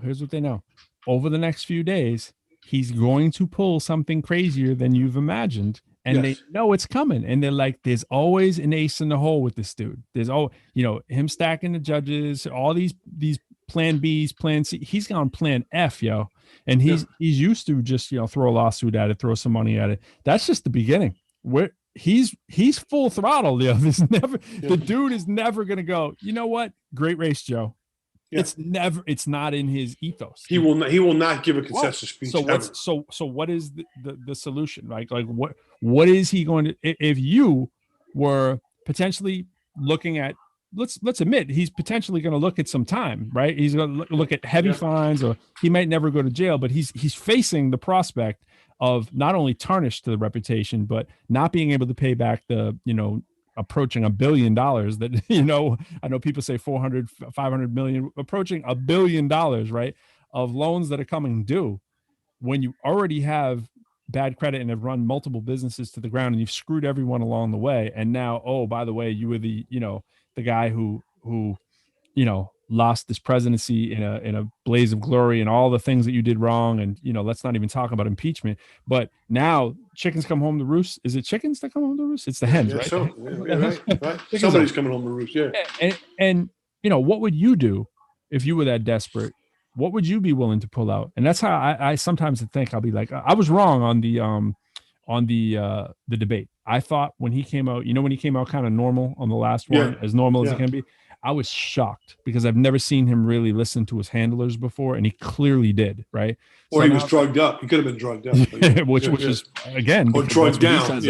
He says that about Biden, so that's probably what he's doing, right? Yeah. We know that's his psyche. But I just saw him calm, and I really thought he was going to go haywire, ballistic. I figured he'd even walk off the stage, because what are you willing to do when it's all going down? And now the ship's going down, and it's like, what's he going to do? I say everything is on the table. Everything. The most crazy thing you can imagine is on the table. If I'm Joe Biden, I don't even want to be in the room with dude. I mean, that's how. No, I don't want. They're talking about all that congratulation concession speech. No, I'm cool. If he wants to, I don't trust that dude at all. It's a wild card, and that's why I don't trust him in the position of the presidency. He's a wild card that I can't trust, and it showed it time after time. I'm Biden. I'm like, peace out. I'm good. Yeah, good luck. I mean, it's funny because there is a scenario where he leaves the country. He's on the run. Yeah. He's an international criminal. Like, look at man up. So picking your countries, right? Yeah. Russia. So yeah, I mean, it makes sense, but that's not where I wouldn't be high on my list, but it might be one high on his welcome. But I'm sure he might have an island somewhere already ready. He might have the bat vehicle prepared. I don't know, but I'm just saying it's going to be wild and crazy because this dude is not going to be like, yeah, you know what, you won. And so this is just, I think, plan A. It's just like, go at all the local, law level that you can, and then the Supreme Court level, and or whatever. But I think that might be plan A, and the Supreme Court might be plan D. I mean, I'm waiting to see what B and C is and how crazy it get. Maybe I hate even putting things like that on the air, but it's kind of like, okay, what could we do? Well, there's still 100,000 votes out somewhere. So if we could totally throw a monkey wrench about those last 100,000 votes, well, maybe we could throw more shade into the fact that I didn't win in some of these states. So what if he went and did the unthinkable to some of those places? Like, what would be the unthinkable? What could you do to ensure that some of those votes didn't get counted? Could it be, I don't know, like what?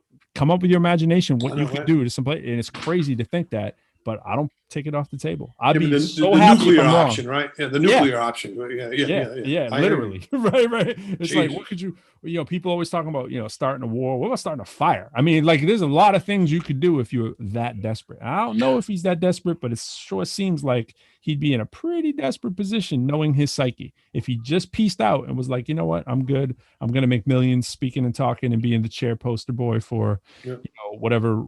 And run again in 2024, which is what they're talking about, right? He'd be on Fox for the rest of his life if he just wanted to be a 10-minute analyst every now and then. And I'll tell you what, man. The other thing too is he could go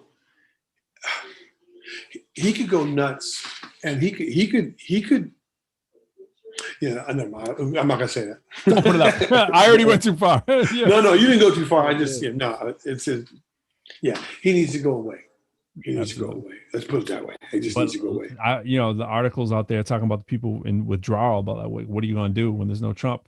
You know what I'm saying? I'm like, well, people be watching Mitch McConnell or whatever, but there's a lot of people out there that are just as bad. But I think they're all going to go under their little rocks or whatever and find their little places to go. But I'm like, Mitch is 78, dog. Like, what is?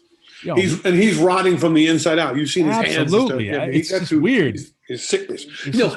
And let me tell you, what we'll be talking about is if the Democrats come in and don't just body up and say we're going to go hardcore. Yeah. Like we're not going to play nice anymore and try to be civil. Yep. If they come in there and do all that little nicey nice shit, I'll be trashing them on anywhere I can too. And so many have already, and they're vindicated to do so. It's like, let's not get it twisted. I'm on the record. I am not like a Joe Pom Pom waiver or whatever. I love to believe that dude believes some of the way that he's been pushed as left as he is. I love to believe that he's as progressive now. I believe anyone can learn, anyone can, have life altering situations. You look at that dude's record and you're like, this is a centrist. This is a right center kind of guy for most of his life. Yep. Like I said, I always thought he was a Republican when I didn't know better, when I didn't care. And then when he's, coming around the Obama days, whatever, I was like, oh, Joe Biden, he's a Democrat, isn't he? Didn't he used to be Republican? No, he didn't used to be Republican. You just thought that because the way he spoke. But, I'm like, let's be clear. He is not, anyone that I champion. However, I'll be ride or die for Joe if I start to see that he actually believes some of the stuff that he's spewing out there. Like, I mean, dude, talk about family situations that this dude has had.